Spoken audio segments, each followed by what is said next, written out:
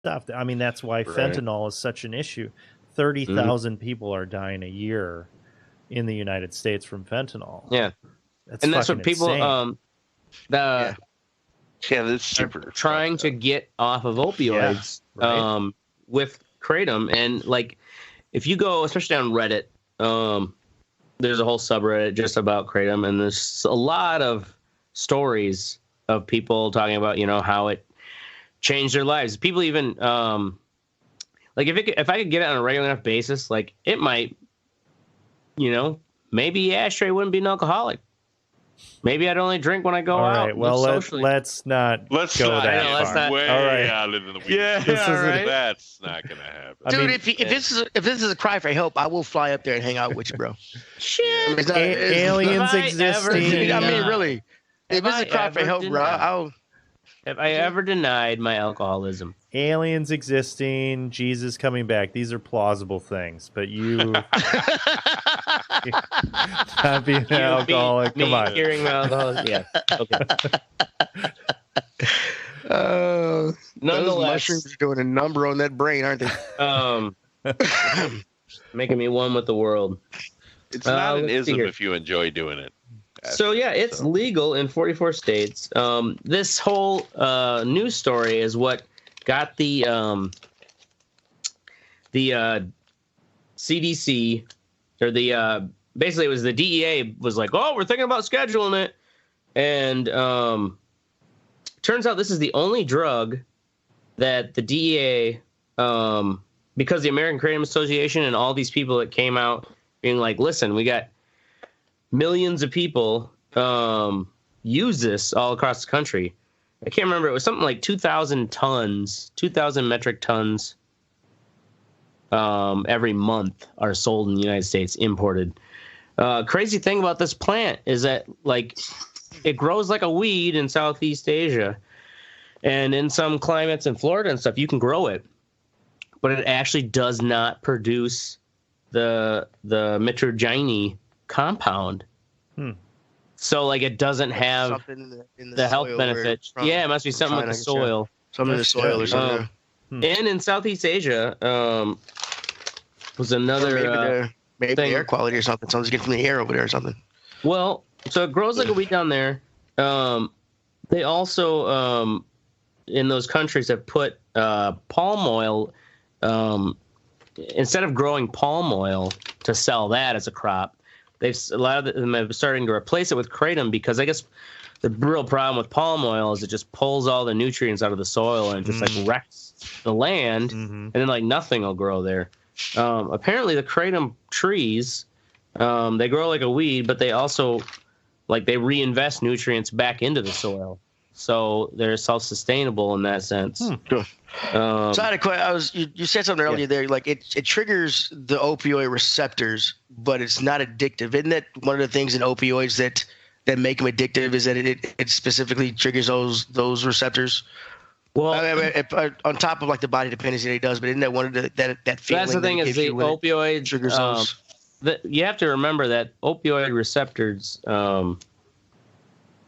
can be triggered by things that are not opioids. And the opioids affect other parts of the brain that the kratom doesn't. It doesn't create that. So it doesn't give the. It doesn't give if anything, it would be just a psychological. Yeah, that's what they, or at least not physical. Yeah, this guy.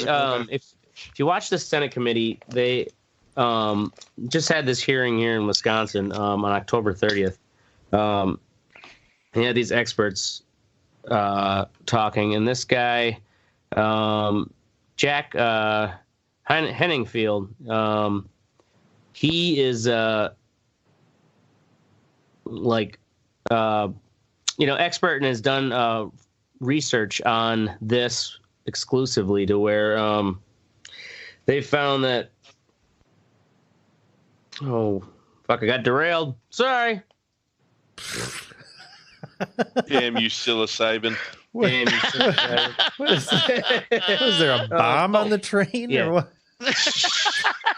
Yeah, there's a gun in the back of my head. No, this guy, you watch this, it's probably more the weed. You watch this fucking guy. I think it's more the shrooms, dog. You watch this committee hearing, and it's gonna it's just nothing but a lot of people talking about how it's changed their lives, and they've got it in Utah, of all places, is where they had one of the congressmen who's been in politics like over 20 years there. They got it in Utah where he's like, listen, in Utah, it's either we go from a supermajority or to a super majority of Republicans. Like, there's only 2 Democrats that get in there because of Salt Lake City. And they've basically put forth a structure to just the whole point is to make sure that what you get for kratom is pure kratom. It's not adulterated with anything else. Like this company here is Naturally Kratom. They are out of Austin, Texas. And their whole spiel in the back here is 0 mold, 0 yeast, 0 metals, 0 fillers. And if you get by the kilo, you can get a good kilo for around $130. This is kind of overpriced. This is only 4 ounces, but this is from like a head shop down in New Orleans. $30. And how much do you take? You take about I'd say a good dose is I wouldn't go by Ashley's dosage. I would look up something like else. 2 teaspoons, 2 teaspoons, 4 teaspoons if you want like a real heavy dose. And the thing is, it's like I've only felt it's only the bad side effects of it. I felt nauseous if I took kind of too much. But other than that, it lasts maybe like 4 tablespoons, 4-6 hours. But especially if you're suffering from inflammation, or like when the red stuff, when I'd have my sinus infections and I just so congested up there, it's amazing how you could just feel within about a half hour. I mean, it takes about as long as if you're taking an ibuprofen or Advil. But it is quicker, they say, anyways, if you just take the raw powder. So how about the other colors? What do they do for you? There's the red for the inflammation. Well, the red one's mostly for inflammation and pain, but red one also, like I've found, like at work, if I take it, because I have like dealing with sinus issues, it'll help my sinus issues, but it also kind of, like a painkiller where it makes you kind of like, you get a little more drowsy. What's weird though is that the white stuff actually gives you, it's more kind of like a focus upper. Not really jittery like caffeine, but take some of the white in the morning before work and stuff. It's like, yeah, all right, getting shit done. So yeah, if you have not tried it, I highly recommend it. And it's kind of surprising. Like I was saying, Wisconsin, I guess, just had it looped in with a bunch of other chemicals in the legislation. And in this video that the link is shared, they actually mentioned that. They're like, well, we look back and it's like, we actually didn't explicitly say anything about kratom, but because the chemical's in there, whoops, yeah, I guess it's legal now.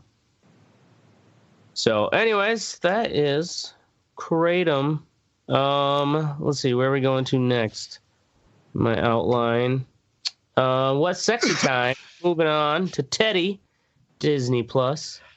Okay, so sexy time. As Mystic so eloquently put it last night on Xbox, I have become a sheep. I downloaded Disney Plus.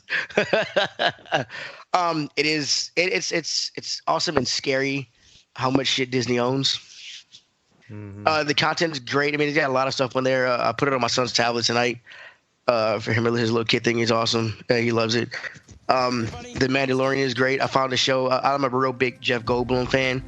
And they have National Geographic on the thing. Right. I saw that they own National Geographic. Yeah, And so and there's a show called it's like a life through Jeff Goldblum, according to Jeff Goldblum, or whatever. And he goes out and the first thing he does is sneakers, about why the sneaker culture is like it is.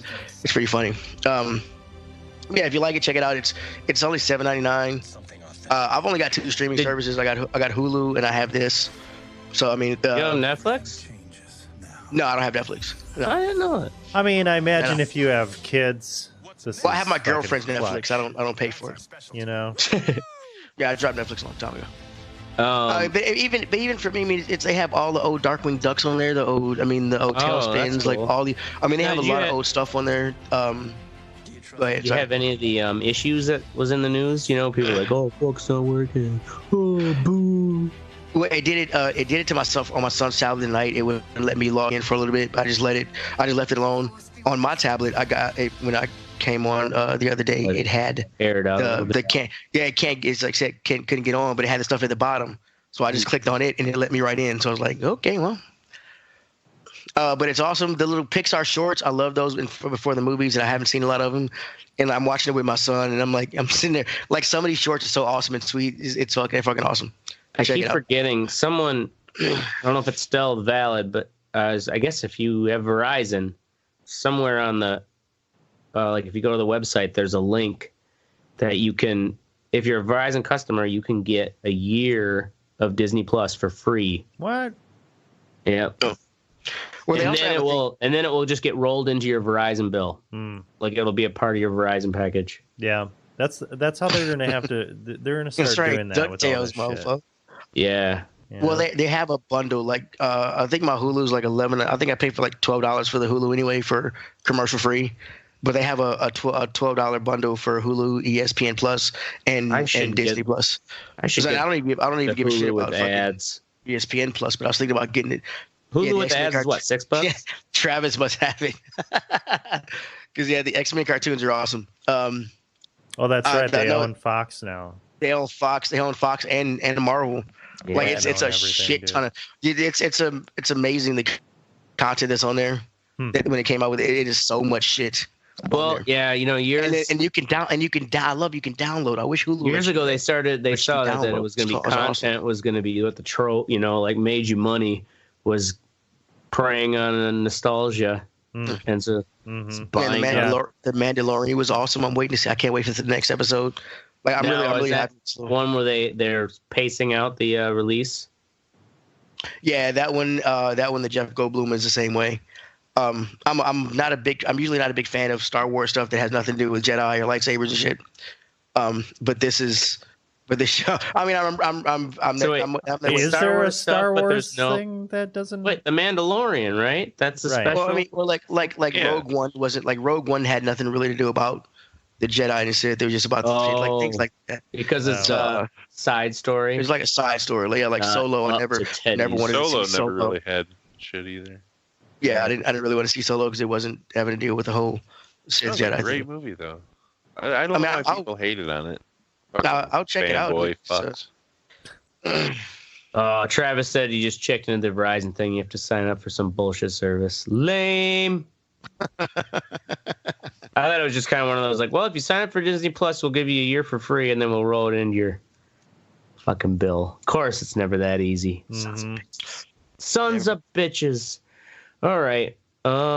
Moving on. Keep forgetting my outlines over here. Mystic. Wait, no. Oracle. Trading action this weekend. The stock market? Yeah, no. Much more important than the stock market. This past weekend was the Power Up Rewards weekend at GameStop. Yep. And they had a trading deal where if you traded any physical discs into them, they would add $5 to each disc. Wow. Yeah. So I traded my shit traded my original Xbox One. So how many discs did you get $5 for? I think probably like 12. And they even took shit that was like bundled with like my VR and stuff. I was able to trade those in, which I was surprised because those didn't even have SKUs on the back. So they took that They took my original Xbox, which I bought off of eBay. You know, when I as first long as got it works, that. they'll bring. Yeah, Your As long as it works, they'll original bring it back. Xbox One. yeah, my original Xbox One, one controller, a cheap headset, and they gave me $327 for all that shit. So then they had, Damn. I traded up for a pre-owned Xbox One X, and let me tell you, that thing is awesome, isn't it? nice. That is It's a awesome, isn't nice it? system. It is. Yeah, mine's fucking old. I should probably. Yeah. I mean, just the UI over the PlayStation 4. I mean, the Everything, man. PlayStation 4 Pro is an awesome system, but the Yeah. UI is kind of annoying, and Yeah. they've had the same UI for years. They've Right. never changed it. Yeah, and that's the thing it's about just- the Xbox. I was up and running. I basically just logged in and I just downloaded my games again. Yeah, that was it. I mean, the transition was super smooth, and just running my stuff, like playing Outer Worlds. I've been playing that. The level of detail difference is fucking insane. Like how on the 4K. Yeah, on the 4K. Oh, And Yeah, it runs on at 60 4K frames TV. per second. Per so second, yeah. things like Rocket League is just nice and smooth. It's fucking nice. Yeah. They Mystic did deal it for right. 4K? What's that? For non 4K games, it boosts it up to like a somewhat 4K HDR kind of deal. Yeah. So that it no matter what you put in there. Yeah, it's seamless about it too. Like honestly, it just fucking does it. Like you don't have to worry about it. And the form factor of the system is it's a lot smaller. And actually, with the original Xbox One, it has like the huge fucking power block with the cord. It doesn't have that. It just has a cord, and all that's internal in the system. It's amazing how, with time they can just take the technology and make it better. Yeah. Like I mean, it's nice, streamlined, man. sexy. I mean, I wouldn't have done it if I was really on the fence. I've been kind of for the past year. How much are they retail? How much would that be retail? Brand new. If you bought a brand new one, I think you could probably find one for $350. Yeah. Oh, okay. So, and but yours used was what, $299? You got yours for free, basically. Yeah, I got Why'd it you for get free. Yours used then? Because I got it for free. It was like, well, I don't need a new one, and the new systems are coming out next year. Next year, yeah. So yeah, right. So I wouldn't have paid money for this. The only reason why I did this is because I could next trade gen up. is coming out next year. Yeah, next gen is coming out in November. By next Christmas. Shit. Yeah. What they have a name out for the new Xbox? So it is Scarlet, PS5 and Scarlet. PS5. And the systems, they have solid state hard drives, which is nice. But I don't know. Unnecessary. No, it's necessary, but it's like, dude, anybody that's PC gaming, they're already using solid state drives. So don't fucking tell me like solid state is like some fucking amazing technology, because it isn't. It's been around. Right. And then the graphics, they say that both of them are capable of ray tracing, which is kind of the new high-end PC thing that uses real-world lighting. And when you watch a video, if you look up ray tracing gaming videos, you see it's a big difference. It's like, whoa, it just makes everything so much more realistic because the light is actually interacting in a real way with the world. Because in video games, not real. normally they bake that shit into video games where it's simulated. It's not actually real time doing it. Whereas with ray tracing, it actually. Is it just like an extra layer of I don't know, I guess graphic processing of what's already there in the game? Yeah, it's pretty intensive. Even like the high end cards, you got to get a really a $700 graphics card in order to get good ray tracing on a PC right now. So the new consoles, that big fucking bastard I have, do it. If you got a fucking your card can't do it. 1070. No, you need to get a 2070 or 2080. Are they up to those now? Oh yeah. Yeah. 20. Jesus Christ. They were up to those when you bought yours. Right? No. Yeah. Were they? You know they already had that shit. They just didn't release it. Right. I thought they were, you know what I mean? I bought the 1070 when they were at the 1080. I'm just saying, no, what I'm saying is they're developing fucking shit 4 times as advanced as what they have. You know what I mean? Right. Yeah. It's not like they release it and then go, all right, let's start on the next one. Yeah. No, that shit's been in development for fucking 5 years. It's going to be interesting, though, when those systems come out, because Microsoft and Sony are really kind of really hit. So Microsoft got their asses kicked for the launch of the Xbox One X. It was a terrible launch for them because they branded it as like not a gaming machine, as a multimedia thing. Fucking people freaked out about it. It just wasn't presented. Remember people freaked out about it always being online? Right. And that's what things ended up being. Now everything we own is always online. So, but the way they presented it was fucking terrible, and Sony, carried it away. Well, Xbox has been making huge progress over the past few years, with big things like Game Pass, and they've just been a lot more responsive. So it should be interesting when these consoles come out, because they're going to have to diverge. They're in a way, I don't know. They're going to have to do something. They're making them both. From what I understand, they're breaking them both up to be able to play disc, but mainly be a stream box. Because they're saying there's a version. They're talking about there's going to be a smaller version of the PS4 or PS5 that has no disc drive. Is that going to be that where they like a cheaper model externally? Yeah. It's like Right. In the Xbox cloud. One X has that already.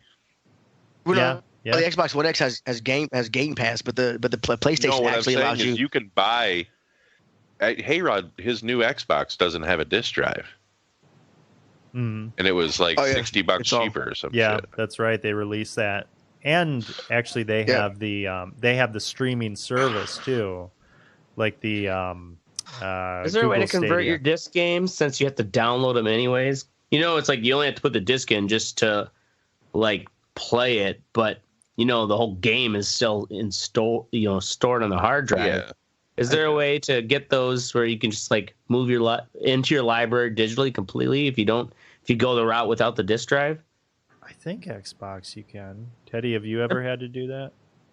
Do what now? Where you have a disc copy where you are able to just convert that to a digital copy for your library? No, that's no. If you could do that somebody would have found a way to keep that disc on there without you having to use it anymore. That's why I don't buy discs anymore unless you want to collect them. Well, right? Because if you don't buy discs anymore, once you buy that disc, the only way to prove you have that game is if you have that disc. If you don't have that disc, you can't play that game. That's true. So once you download it onto your system, that disc is mainly like you're mainly like back in the 90s where you're just putting the game in and boot it up. I just can't take it out while you're looking at it for the used game section, and it's like a game I wouldn't pay full price for and try it out. But you're right though. With time now, it's like nobody fucking buys them new anyways in discs. It's grandmas and grandpas that do. Here's that new game, Jimmy. They get you like fucking Farm Simulator. Or yeah, right. Shit. Yeah, right. Why there's 10 million copies of fucking. I know a 40-year-old man that plays Farm Simulator. I don't get that game. Goat Simulator. I don't get that shit either. All these simulators coming out. Some shit does not need to be simulated. Simulator is at least funny and amusing, Right. but like, why would I want to go farm shit? This doesn't make sense to me. Right. Like factory worker. So I guess so. Papers. Maybe please. if you live in maybe if you live in a high-rise communist apartment, in China, it's like the idea of running a full farm. I guess. Breathing clean air. Yeah, right. Hey, man, Yes. I guess that's whatever, man. They. All right, moving on. Mystic Glass. We're only on to me. Did Yeah. Oh, man. I'm gonna move along. Gotta get going here. So the movie Glass is the third installment in the trilogy of M. Night Shyamalan's making. It's Unbreakable was the first one with fucking Bruce Willis and Samuel L. Jackson. Then Split was the second one with James McAvoy. and then Glass is the culmination of those movies. It wasn't what I expected. It starts off really being like a psychological kind of thing. Yeah. Like the movie almost has you believing that these people aren't fucking superheroes, and then shit just blows up, which is cool. But the twist at the end, and M. Night Shyamalan is good with them twists. I don't know why people hate on this dude so much. He's a great filmmaker, I think. And I thought it was a great movie, man. That fucking end. Dude, the McAvoy guy having to switch between those fucking things, James those McAvoy's personalities. Incredible fucking actor. I'm just throwing that out. Yeah. You're having to switch on a fucking dime, all those fucking personalities. Well, even just fucking the whole time that he was the Beast. Like, he was like an ape, but he was still like, that dude was fucking running around, fucking ripped as hell. Look at his arms. Yeah. But yeah, it's a great story. I suggest going back and watching Unbreakable Split. Like, if you just want to fucking fly through the trilogy, it's a great. It holds you in its diegesis, its world. Diegesis, look at that. Front to back. I gotta have to Google some shit. Shit, sounds like a fucking dietary problem. I have diegesis. I got some severe diegesis, man. I can't eat that.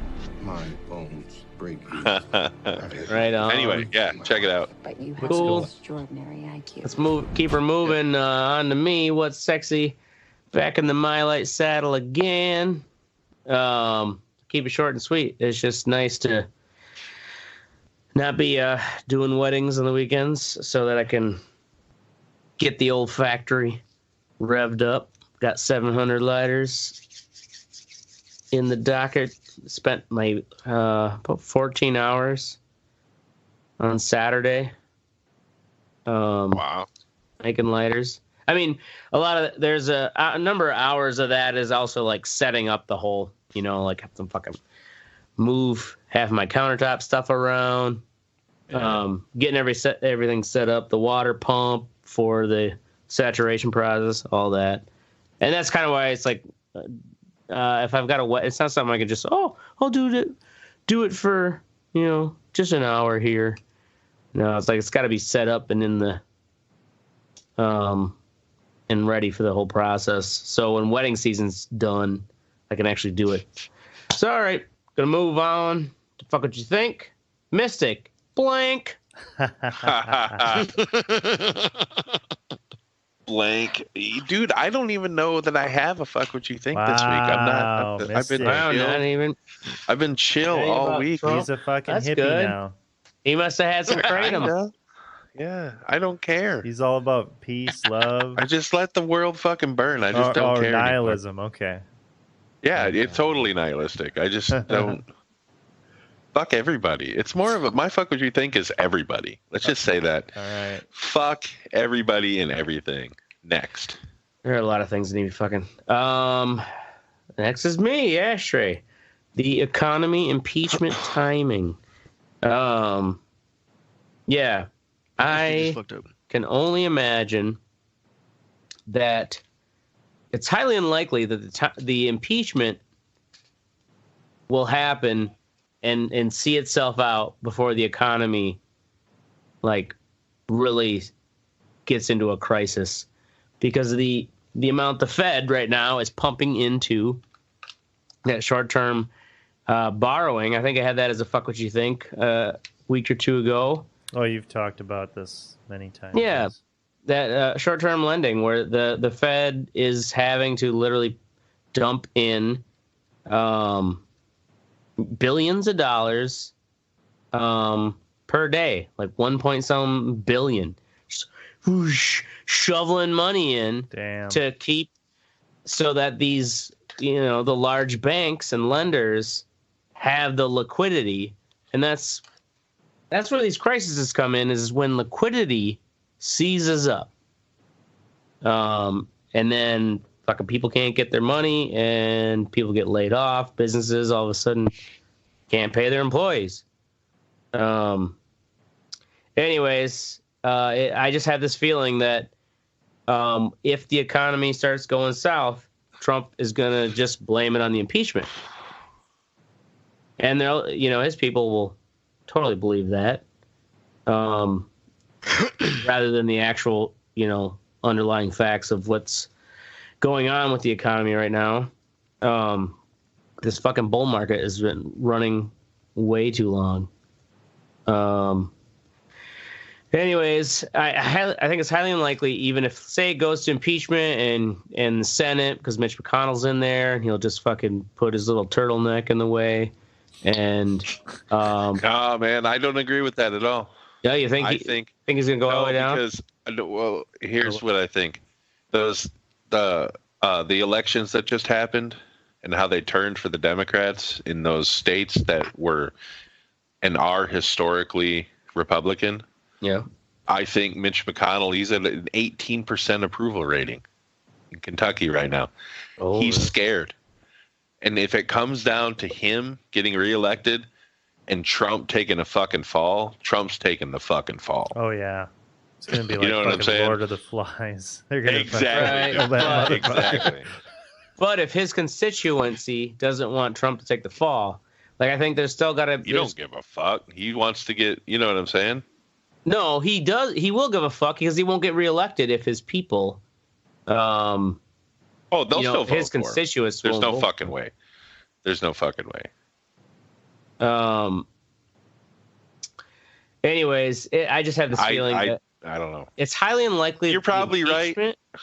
Yeah. I just think it's highly unlikely the impeachment scenario is going to finish itself up.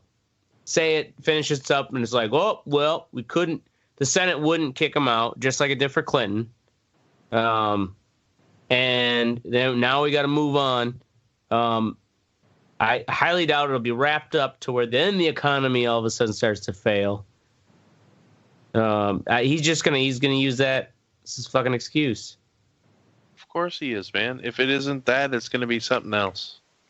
Sons of bitches. He'll manufacture a fucking war, something. Yeah. No, we're looking at end times right now, gentlemen. It is. Keep that in mind. We are not. Although someone told me, the eternal optimist. We live in. The only dude who was in the military is the optimist in this fucking room. That's a fucked up room right there. Someone told me the saying "May you live in interesting times" is actually like, like a Chinese hex or something. It's like, right? Yeah. I'm sure they. What did we ever do to you?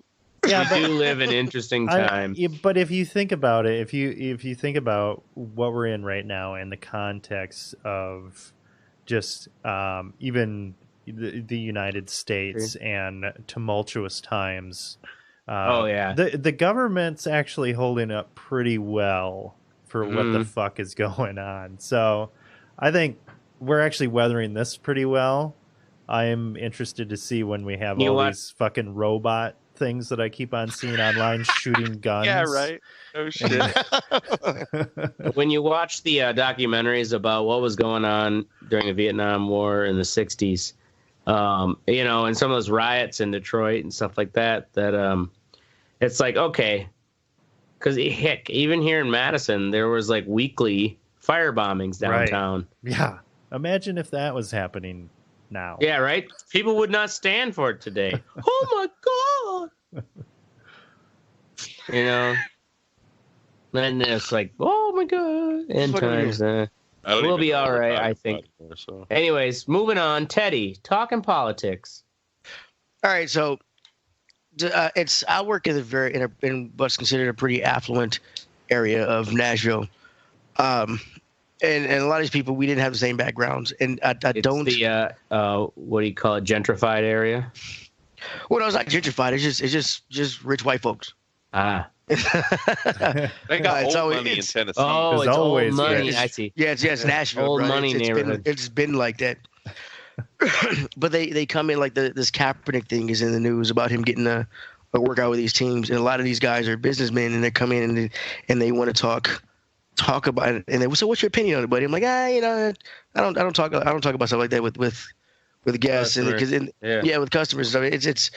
I'm like we didn't have the same background. We think differently, and like somebody's strong issues or they want to talk about Trump or something. I'm like, or the impeachment thing is going on, and I'm like, really? buddy, I'm talk to you about that. I mean, yeah, because a lot of times because we were shorthanded. Move. Yeah, we were shorthanded, so I was like day manager and bartender at the same time. So I was behind the bar with these guys, and they just want to. And I'm like, I don't want to. You know what I'm saying? What you doing this weekend? That's kind of like a dick power fucking thing because they know that you were there and you kind of have to somehow tag along, right? Just put up a sign that says no politicking.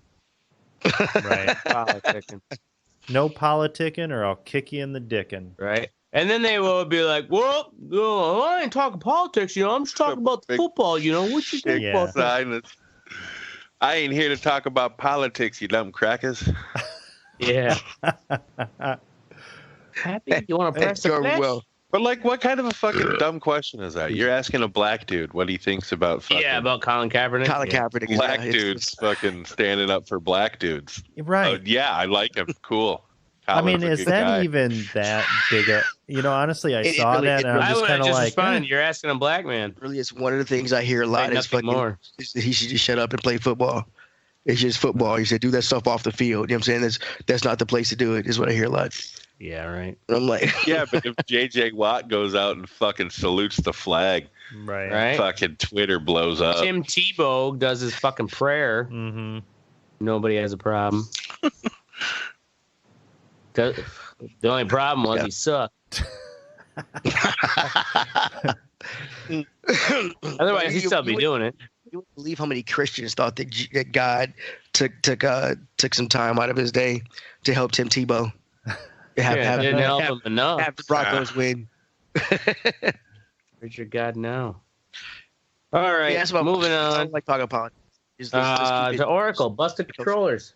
Busted controllers. So my previously mentioned pre-owned Xbox One X came with a pre-owned controller, and I go to use it, and I'm like, what the fuck? The A only works like 9 out of 10 times. All right, this isn't good. So I take it back, and I trade it in, and I pick this one up, which is the same thing, except it's blue. And I'm playing Outer Worlds tonight, and I go to fucking open my inventory, and the goddamn button for the inventory doesn't work at all. On the new controller? On the brand new controller. Dude, get you one of these, man. Dude, what's that? That's the Elite controller, yeah. How much does an Elite go for? Right now, I think like $100 now. Damn. Maybe like 120. Okay. But Jesus Christ. They redid them. They're durable. You can put you got 4 paddles you can put on the back. Interchange. Are they made by Microsoft? Yeah, they made by Microsoft. You have a couple of slots. You have a couple of the analog sticks that you can pull off. One's longer and has like a little thing. And the I like using this for fight sticks. It's like a circle, but it's the directional pad, but it's like a little octagon circle. Yeah. And it's all magnetic. You can set up. You can remap any button to anything. The only thing I don't like about it is you can't remap the sticks. You can choose the pressure of the. You can choose the pressure of the triggers. It's really customizable. So how do you change? Like, if you want to change the pressure, is there like a screw that you turn on there or something? No, it's all in the console software. Damn, once you register with it, you go into devices and accessories. And if on your Xbox you go to any devices and accessories, it registers everything you have hooked up. Yeah, and a lot of the stuff you can go in and mess with. And this is how you go change like the fucking tension and shit through that, huh? Well, it's not the tension. Is where it registers what you're doing with it. Or like how quickly. Got it. So like you want to barely have it set to you barely tap it in and shoot, you can do that. Or you want a hair trigger, it'll give you a hair trigger. Yeah, it'll give you a hair trigger. You can do the same thing with the analog sticks. Yeah, maybe just your sensitivity's fucked up on that button. I do hear that they're good for racing games for that aspect though, because you can change how hard or soft you want your throttle or where you want it to I could see go in your brakes too. You know what I mean? Yeah, so. I could definitely. You can map any button to anything. It's awesome.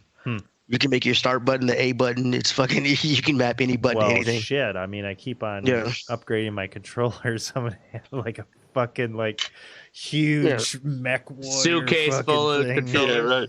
Buy this. It's an Iron Man suit. Shit.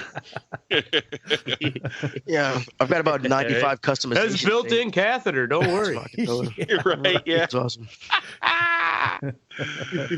Hours of fun. I smell a commercial script. There you go. Yeah, right. The GameStop Iron Man suit. Okay. In all seriousness, go fuck yourself, Dover, Delaware. Dover. That's our show. We're going to be here every Wednesday night, maybe Thursday nights, 10 p.m. Central.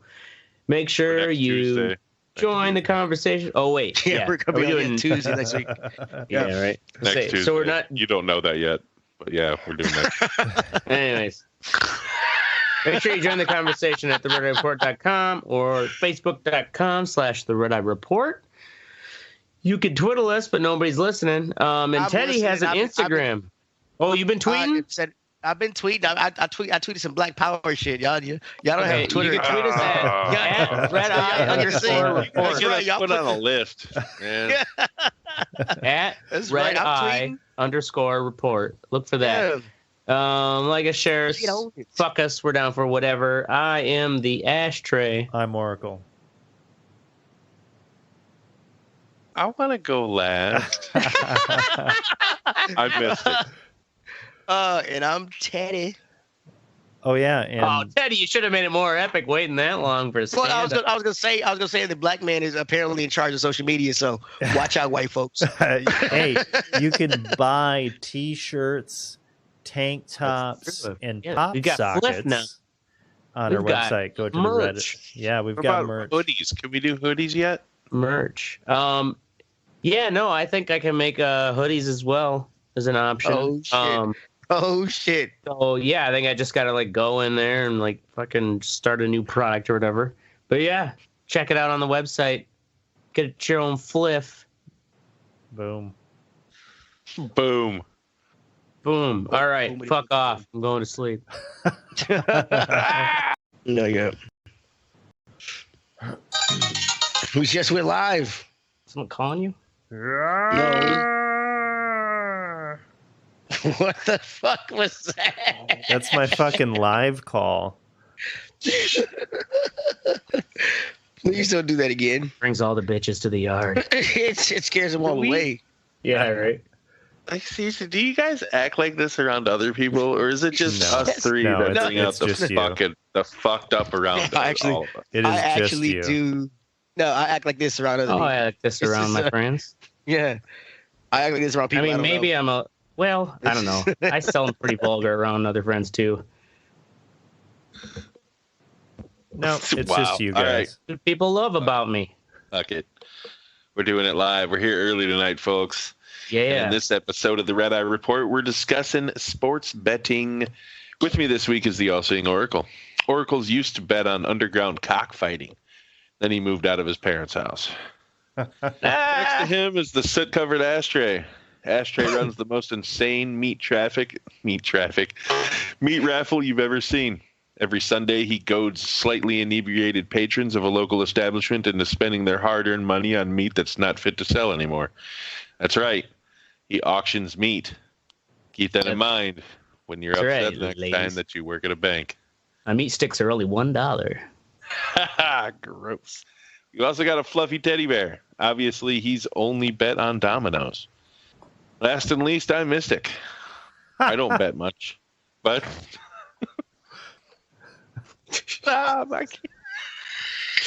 Hey, you thought I wasn't listening, bitch. That's right.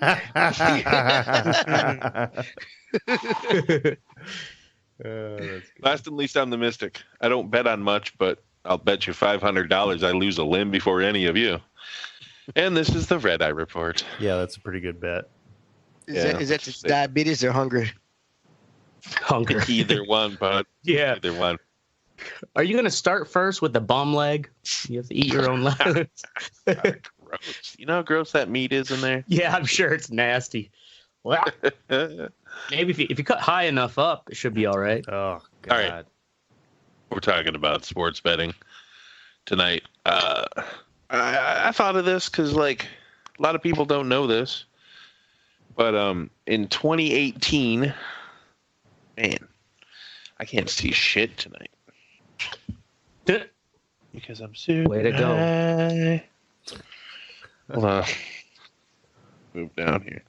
On May 14th, 2018, the United States Supreme Court found the Professional and Amateur Sports Protection Act, PASPA, PASPA?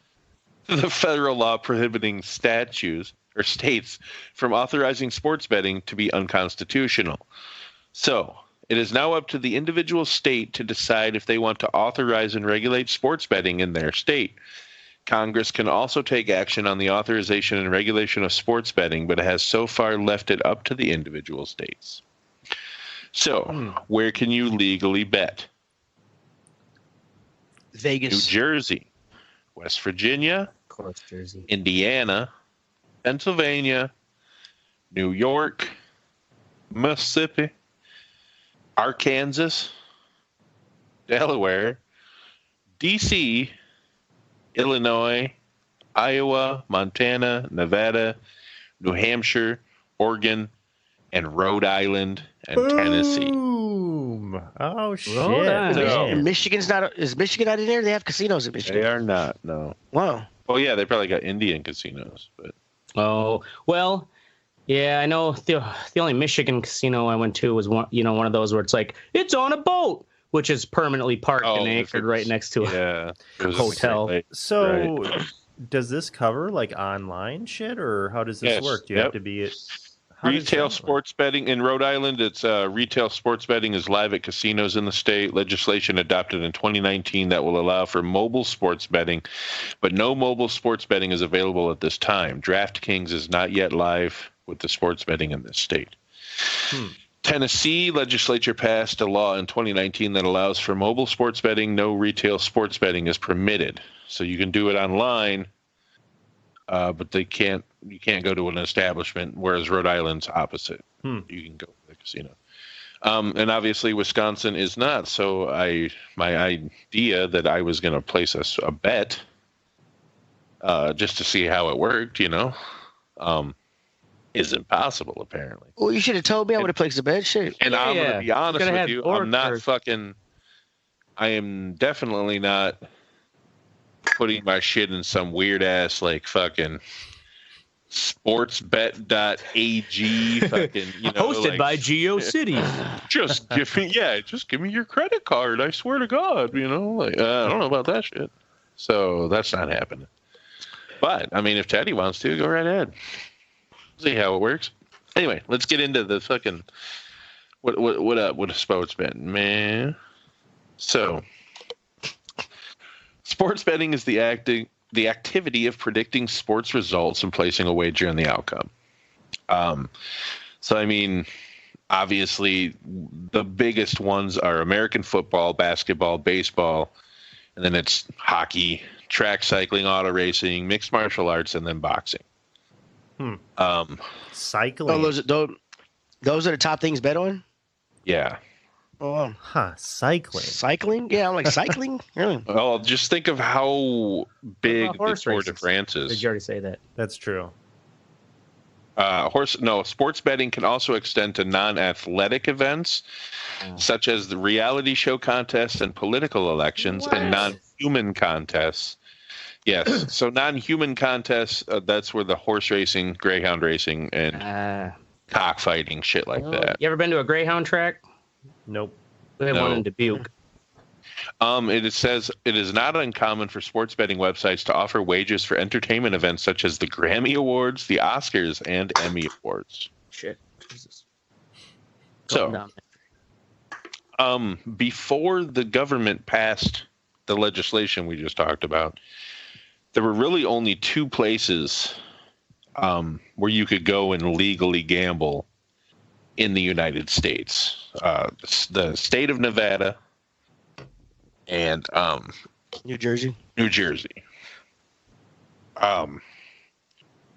So obviously Vegas and Atlantic City were big hot spots for sports betting and shit like that.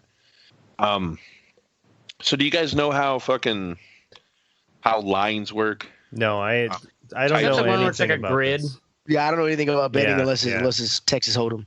So in the United States of America, so for sports betting, there's types of bets. There's money line bets.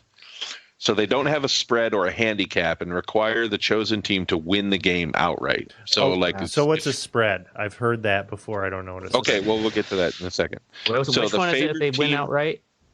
The one you're talking about now? Money line. Money line. That's what he's talking about now. Right. So that's the one where it pays out less because it's a 50-50. You know what I mean? Mm-hmm. It's one or the other. Right. Spread betting, so are wagers that are made against a spread. So the spread or line is a number assigned by the bookmakers, which handicaps one team and favors another team when they play each other, and one is perceived as being more likely to win. So the favorite takes points from the final score, and the underdog gives points. So the number can also be in increments of half points, which, blah, blah, blah. So basically they say, let's say, here's an example, 2012 NBA Finals. The Miami Heat were expected to beat the Oklahoma City Thunder. The line read Miami -3, Oklahoma +3. Okay, so Oklahoma, because they're the underdog, they'd get 3 extra points. Right. And because the favored team, the Heat. So you took the points on the Heat. If the Heat won, but only won by 2, you would still lose. Really? Yeah. So they have to win by 3 or more. Yeah. Oh, so if the Thunder have to lose by 3 or less. Right. Gotcha. So if it's that tight of a game, you can still lose even if your team won.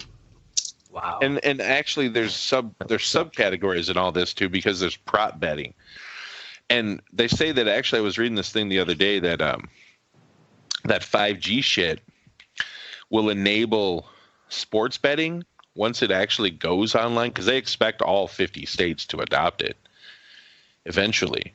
Well, yeah, we can't fucking get taxes from the billionaires, so we might as well introduce more gambling. Right. Yeah, let's just tax poor people and fucking drive them into the ground. But betting, with hopes and dreams. Prop betting, you'll be able to bet propositions on things that are very specific. So like let's say we're watching a football game and I'm like, oh, I could bet $5 right now that Aaron Rodgers throws a pass 20 yards or longer. If he doesn't, I lose. If he does, I win. Whatever the odds. Oh wow! So on the play, you can make a specific. Yeah, that's how fast the 5G is. That you'll be able to do that in real time. Man, they're talking this 5G shit up so much. Watch if it's fucking it's gonna fall in the face, right? Actually, no one in the country is going to get it. It sounds like you got to have the antennas like really close to each other. They don't really travel very far. So country folks are going to be fucked for a while, like most technology. Right. Dude, have y'all seen sorry.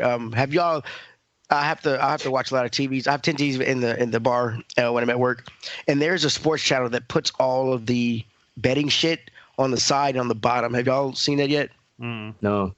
Yeah, like it's on I think it's on like So it's not ESPN, but no, I think it's like a variant of ESPN, but it has the over and under on all sports, soccer, football, basketball, whatever's going on. Is that the same thing as the plus minus, the over under? Yeah, the over under, yeah. Okay. Yeah, total is over under bet. So it's got are wagers made based on the total score between two teams. All right. Cool. So you're talking about the 5G. What? Oh. That's another type of bet, is what I'm saying. Yeah, the prop bet, yeah. Oh, so total or over under bets are like so let's say an MLB game, let's say Brewers are playing the Reds, the total is 8. So if you take the over on it and they score more than 8 combined runs, then you win. They score under, you lose. Prop betting we just discussed. Parlays. A parlay involves multiple bets that reward successful bettors with a greater payout only if all bets in the parlay win. So that's more like with horse racing and dog racing and shit, where they say you can bet the line, where if they place, show, and or what is it, win, place, and show, first, second, and third in a horse race. If they win, place, and show in the order that you picked, you win fucking astronomical odds. You know what I'm saying? Yeah. Because it is astronomical fucking odds that you would actually hit something like that. So the possible payout on the parlay is determined by the combined likelihoods of all bets placed. A parlay of riskier bets, more underdogs will pay greater than a parlay, obviously. So that's about it for different types of bets. What's the parlay? That's where you... We literally just said this. I mean, like 45 seconds ago. Is that the one with the 3 in a row? Yeah. Okay. In a specific... Because I always think of the word parlay as in like having a conversation. It's like a pirate thing, isn't it? Like... Somebody's been watching Pirates of the Caribbean on Disney Plus. Right. So here's a cool one, though, is a future wager. This is one I wanted to talk about. So a future wager, so basically they're listed as futures generally have a long-term horizon measured in weeks or months. So for example, a bet that a certain NFL team will win the Super Bowl for the upcoming season. Did you guys hear about that last year? The guy who won... I think it was $1 million. Really? He placed a future bet when the Cincinnati Blues or St. Louis Blues won the hockey championship last year. Mm-hmm. So the St. Louis Blues were like the worst team in the NHL like halfway through the season. Really? He placed a fucking future bet for like, I don't even know what it was, $100 or something stupid like that, because the odds were so fucking outrageous. Mm-hmm. And it locks it in right then, right? So they ended up winning the whole thing. No shit. So he won like over $1 million.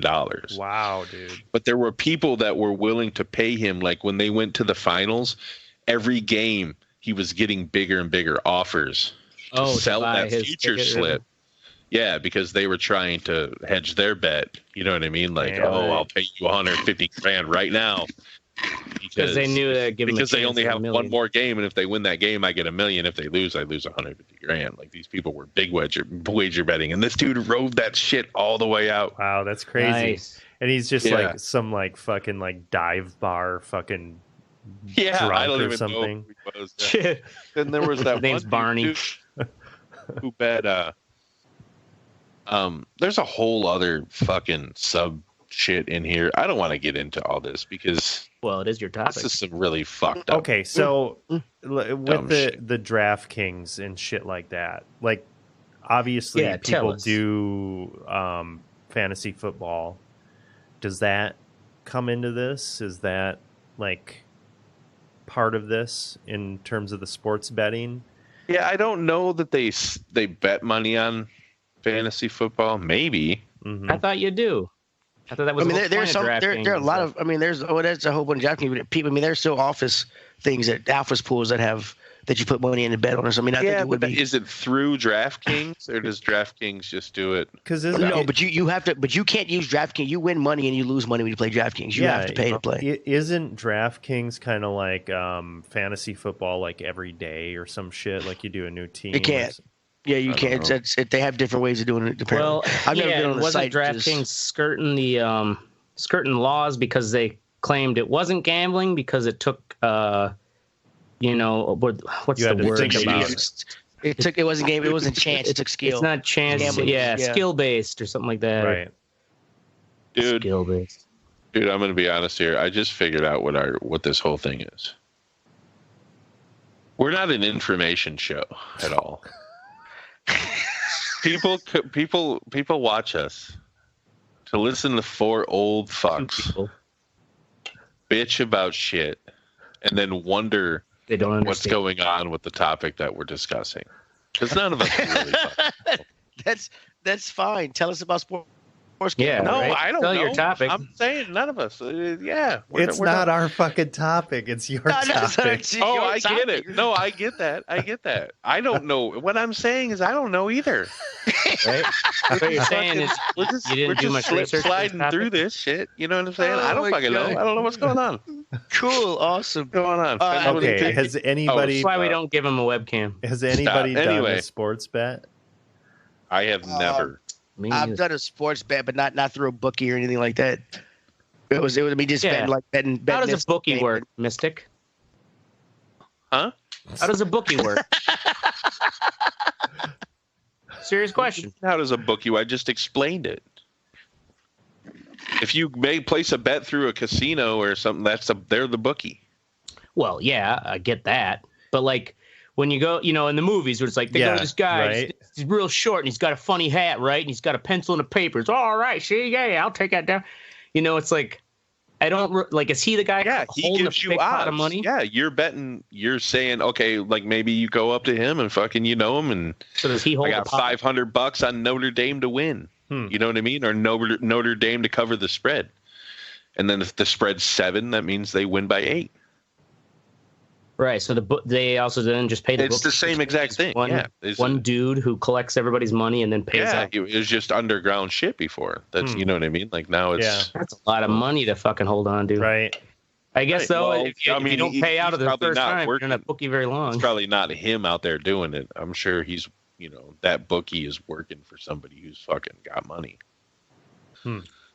Well, I always thought the bookie was the one who took everybody's bet. Wouldn't they have to take the money? Yeah, he does, but he has to have the money to cover it. Maybe he's just the front guy. You know what I'm saying? You don't know, though, do you? He could be an alien. That's the whole point of the fucking criminal organization.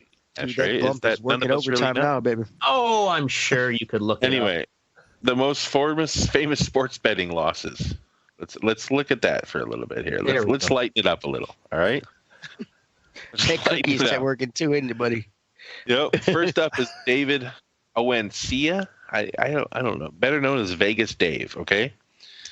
This prominent sports bettor is renowned for boasting on his Instagram account about his big bets and even bigger wins on long shot bets. However, he had to eat humble pie in 2016 when he bet $1 million on female MMA champion Miesha Cupcake Tate at UFC 200. Tate faced Amanda Nunes in a battle to retain her bantamweight belt. Within 3 minutes and 16 seconds of the first round, Tate was overpowered by a rear naked choke, losing the title to Nunes, and then he lost rear naked choke. How much did he bet?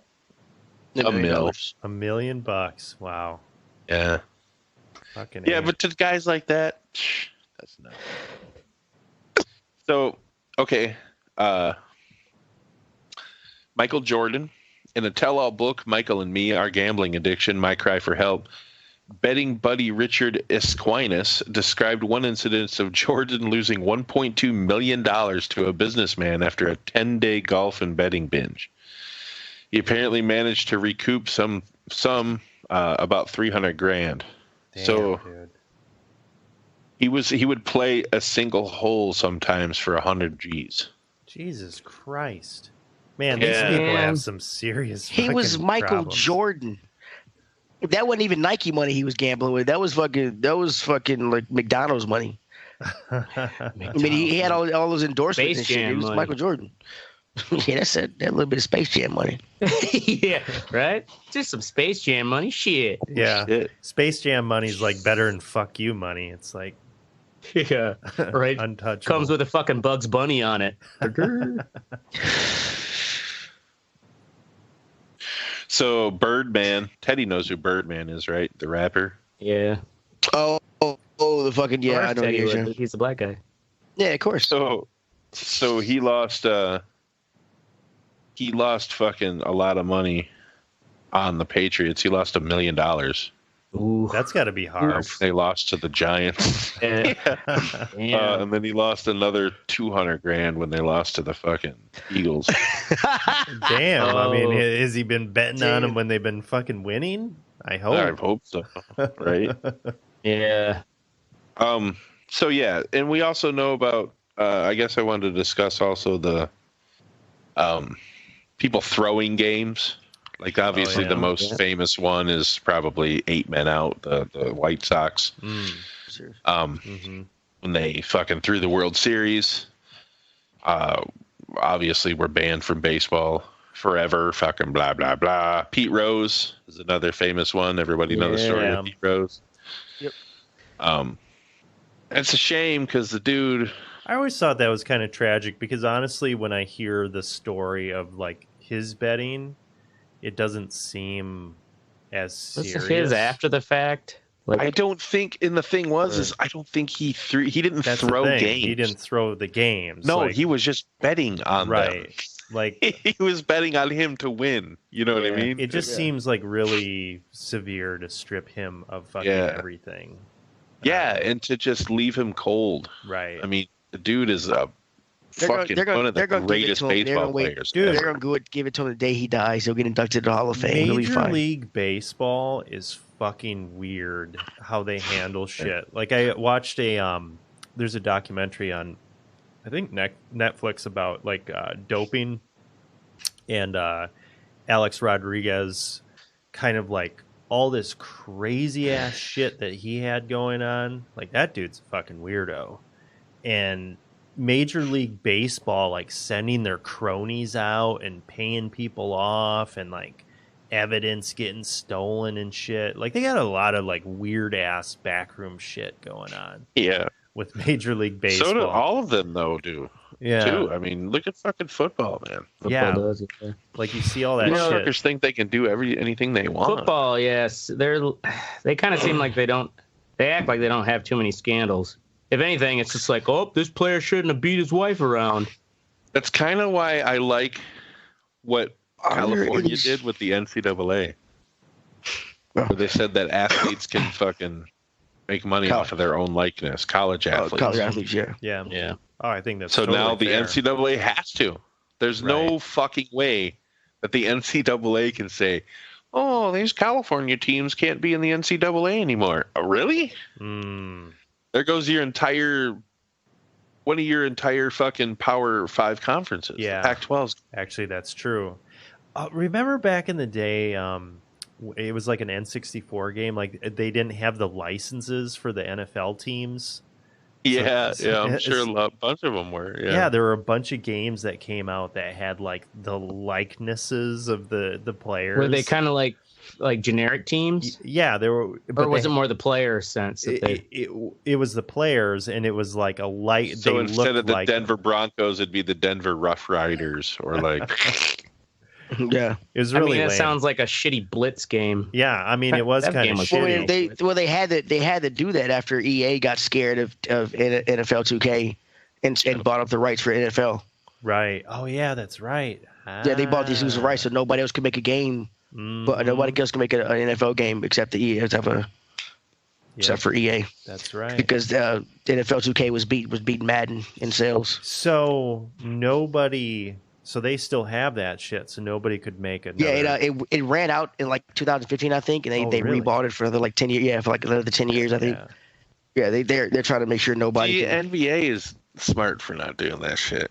Yeah, dude, that's kind of bullshit because you're limiting your product. Like, right? Sure, there's only Madden. Well, and now EA. Instead of innovating their product to create a bigger customer base and sell more of it, they're just like, oh, we'll buy out the competition. Just recycling. Exactly. And fucking that's recycle these games. And, right. Yeah, it's big time bullshit. I haven't bought a Madden. I wonder if people sports bet on fucking sports bets on e-games. Oh, yeah. Sure they do. Yes. Absolutely. For sure. I've seen it. Yeah. I've seen it. That's retarded. It's scary. It's retarded. It really is. Think about that, though. Because it adds a whole new other level of bullshit. I don't know. You know, you're betting actually, I mean, it might be a safer bet. You're betting on one person then. Yeah, instead of a team. You're betting on one dude playing against one dude in Madden. Mean, if you were like doing like Overwatch or something like that, then it would be teams against each other. Yeah. I don't know. Like I think I would almost be like if it was a tournament setting where you knew somebody wasn't using like aim bots or some shit. I could see myself getting into that. Oh, and that's one thing I wanted to mention too. We're getting over on time, but did you see that that one dude that had to fucking I just saw the headline. He had to give away. He was playing fucking what's the goddamn game that all the kids play? Fortnite. Yes. Mm-hmm. Yeah, he got banned for life. He was using a fucking aimbot. Yeah, he got banned for life. Yeah, but didn't he make a lot of money? Like a lot of people don't like. He made like a video apologizing and shit, and people donated a shit ton of money to him. Yeah. What the fuck? Man, wait, was he the guy who like had a did he have a podcast or something where he inadvertently slipped up and said no, it wasn't a podcast. He was streaming, and he was talking about using an aimbot, and then he deleted the stream. But they were like, yeah, no. Oh shit! Wow. I said something on the internet. And then he came on and admitted to using an aimbot, but not when he's doing competitions and stuff but it just why wouldn't everybody be using aimbot? Are they hard to get or what? Yeah. Say what? Why wouldn't everybody use an aimbot? Are they easy to get? Because some people aren't bitches and actually want to shoot people or play a game with the skill they have instead of shooting. I know, but I'm a bitch. I'd be using an aimbot if I had one. Yeah, just wiping ass. Yeah, just making me feel good. Then I go to bed satisfied. I mean, what good feeling do you get from cheating like that against people that are actually seeing them die? It's like God mode. You are a special kind of bitch, bro. Oh man. That's fucked up. Wow. Right. Has anybody placed a sports bet? Nobody? Like professional sports bet? Like in Vegas? No, not a professional. Well, actually, I take that back. I've done a little, what's it called? At a Super Bowl party where they make that graph with like the squares. And then you pick a square with like what you think which team's going to get, this score or that score. I've done that before. I can't remember what the term is for it. But yeah, you pay, professional setting, like in Vegas. Shit just went green, what just happened? Yeah, what just happened to your screen? That shit's green. What? My screen? Yes, your screen. Yeah, your shit's all fucked. I'm waiting for it. There's a delay. Up, oh man, it looks fine in my Skype, but I'm looking on the feed. I don't see anything wrong. No, you look like a '90s fucking like grunge video. This is amazing. Let's just. Yeah. Well, keep rolling with it. Let's just go with this. Anyway, all right. That's it. That's a conversation about sports betting. Let us know if you have placed any. Let us know if you have placed any bets on our website, www.theredireport.com, and wherever, man. Just let us know. We're around. Go on our Should Mixer. we just say that? We're around. We chat. Yeah, Mixer. We have lots of reruns. Check them out. We'll be in there conversing, talking. Oracle will anyway. What's sexy, Teddy? The world according to Jeff Goldblum. Okay, so I've been digging weird this. World right there, buddy. Am I still green? Because now it finally came through in the feed. Yeah. Holy shit! It's like night vision. Yeah. Yep. That's weird. The world according to Jeff Goldblum. It's a show on Disney Plus. I'm a real big Jeff Goldblum fan. He's the way his mannerisms are and the way he talks and everything else. He's just interesting to watch. And it's pretty much him going around learning about things. There's 3 episodes that come out every Friday. The first one is about shoes, I believe. The sneaker culture and stuff. So I've known you for like how many years? 7? Damn. Yeah. So I don't even know. But the weirdest thing I've ever heard come out of your mouth is, "I'm a big Jeff Goldblum fan." That's the weirdest thing. Because that's weird, dude. That's really weird. We had a 20-minute long conversation about rim jobs before the show, and that's the weirdest thing. That you've heard come out of my mouth. Weird person. That's not too weird. I have a friend who's obsessed with Jeff Goldblum too. I'm not obsessed with Jeff Goldblum. Is he obsessed with rim jobs as well? No. Jeff Goldblum, you know that man has had a few asses. maybe yeah. There's probably a correlation. Heck yeah, you know that scene in Jurassic Park where he drops the little water thing and rolls down. Yeah, he'd learn that on someone's ass. No. Okay. Anyway. Okay, Green Man. Jeff Goldblum. Go. Jesus Christ. I would say he's weird. He's interesting. His mannerisms and things, and him learning about it's like he'll be in the middle of something and he'll like a bird will call out. And he'll like call out to the bird in the middle. It's weird. It's fun. It's different. I bet he's on mushrooms all the time. Oh yeah, he probably microdoses. He seems like somebody who just wants something all the time. I mean, just like the trailer that's in there, watch it with the sound on. You will be interested. Trust me, it's pretty cool. If you got Disney Plus this dick, check it out. Wow. All right, Oracle. Yeah, have you seen that Media 2 Plus? Avermedia? Avermedia 2 Plus. So that's this little jobby here. What the hell is that? It is a thing that I plug into my video game console, and it passes through into my television. And when I want to record my games, I hit a button and it records it to an SD card. Oh shit! And then I can just take that SD card out and put it in my computer. It's a capture card. It's a capture device. So is it easier than using the onboard oh my god, it function? is so much fucking easier, and it's a standalone device. You don't need, and you can, if anything has an HDMI, you can just plug it into it and it'll record it. That's cool. Oh wow. Yeah, how much is it? $150. It records 60 frames per second, passes through 4K, records at 1080. It's been fucking great to just be able to just hit the button, kind of forget about it. Is it got a remote? It doesn't have a remote, but it has this nice big button on the top. Yeah, it's got a nice big button where you just like boom. I guess, do you have enough cable length that you keep it close enough to easily just turn it on, or do you have to go behind your TV? I have it next to my TV, so I'll be like, all right, well, I'm going to record like a little bit of whatever game I'm playing. So if you go on our stream on like Mixer or whatever, you'll see that video game footage will come up in between. That's shit that I've recorded on here. Yeah, it's fucking competition. nice. I'm buying one, and we're gonna put my shit on there too. All right, there good. You go. Yeah, get one. It's really nice. Battle of the Nerds, and it would actually be cool if we get some video of us playing together on there. But I know that's not gonna happen. That's going too far, buddy. It's not gonna happen. Like a famous voiceover dude when you did that, Ashtray. Battle of the Nerds. Yeah, so check it out. It's good. Good shit. God, I still look like I'm in a goth video. 90s goth video. Yeah, put the link up in the messenger for me if you would, please. That'd be awesome. Typo negative. You can go in the outline. Girlfriends. Oh, is it on there? Okay. Mm-hmm. There you go, Ashtray. What the fuck, do that. bro? Don't do that. So, Jesus Christ. It's Always Sunny in Philadelphia. Season 13. Damn. Is it on Netflix? I'm way behind on that show. It's almost over. Well, season 13, it is over, actually, the last 2 episodes there.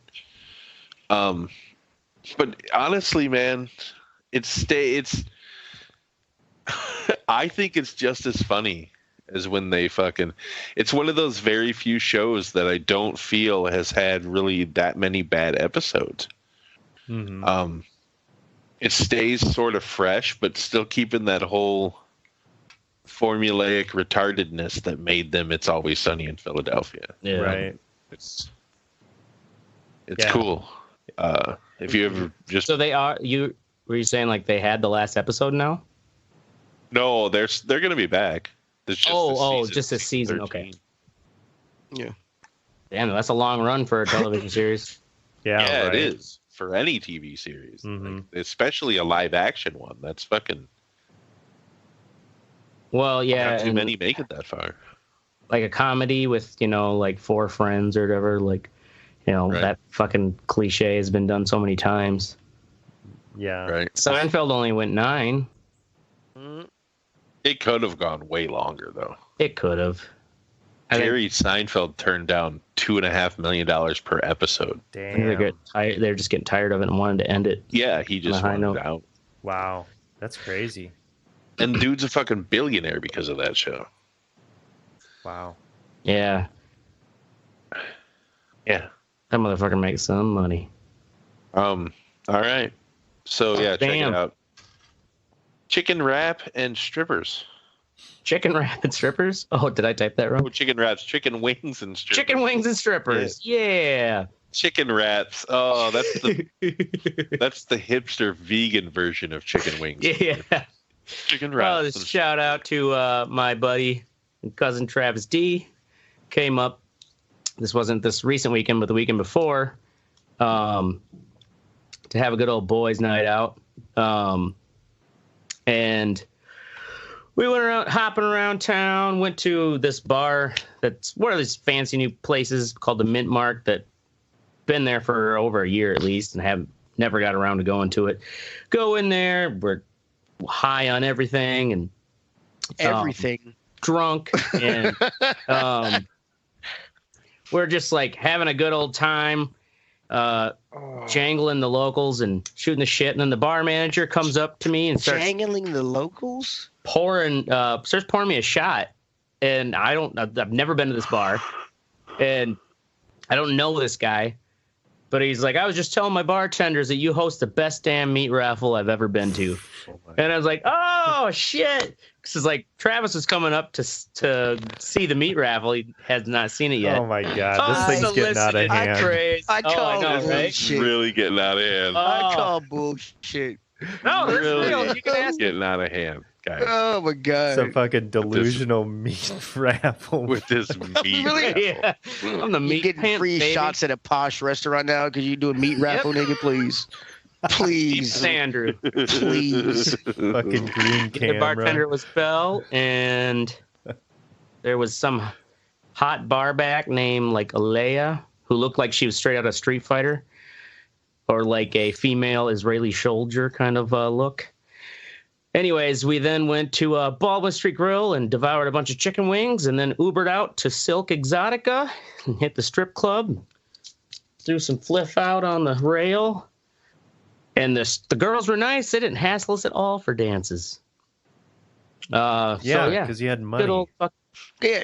What, because we had money? Yeah. That's their fucking the point, right? No, he said they did. He said they didn't hassle you for dances. Oh, they didn't. Like if you're in a strip club and they don't hassle you for dances, you are the ugly broke motherfuckers in the strip club. That's fine by me. I'm just being real with you. You know, they know they're not getting anything. If you and your boy sit next to each other just chilling in the strip club and none of the bitches come over to you for once, well, we were they know you either broke or ugly. Stage. We weren't just sitting by ourselves, like minding our own business. We were up at the stage throwing. Obviously, you were minding your own business because nobody came over to you. That's what you said. Well, nobody they came up and threw their tits in my face when I was on the rail. I was still patronizing. I find that a better use of my money than. Hey, bro, it's your story. It's your story, bro. I'm just right. It's my story. Wow. Say, your story, bro. You try to tell my story like we were sitting in the corner like a bunch of dorks, like playing chess. That's what the way you said it. That's what it sounded like. No, I just said the girls didn't hassle us like chess, playing cribbage. I've never not been hassled in a strip club. Sometimes you've never had a girl come up and be like, "Hey, you want to dance?"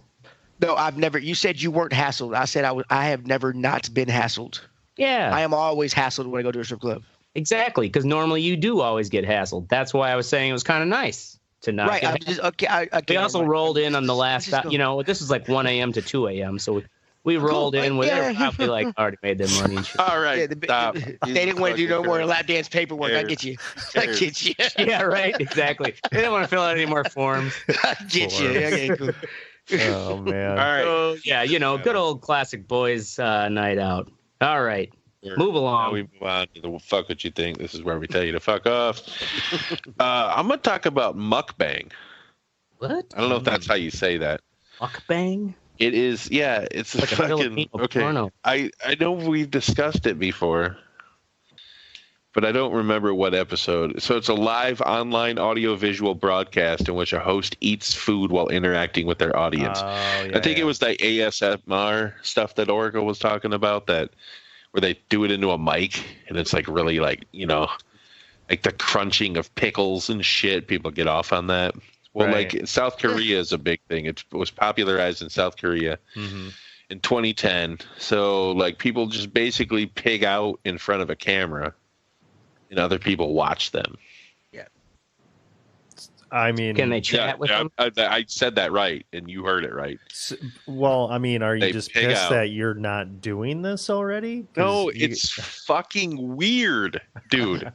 Of all the things in the world to get off on and to be weird about, you're gonna sit and watch something. Like I was watching, for some reason it was on my fucking feed, and I like clicked on it, and these people start cooking fucking. I still think foot jobs. Crabs, right? Like blue crabs, and then they cooked. I shit you not.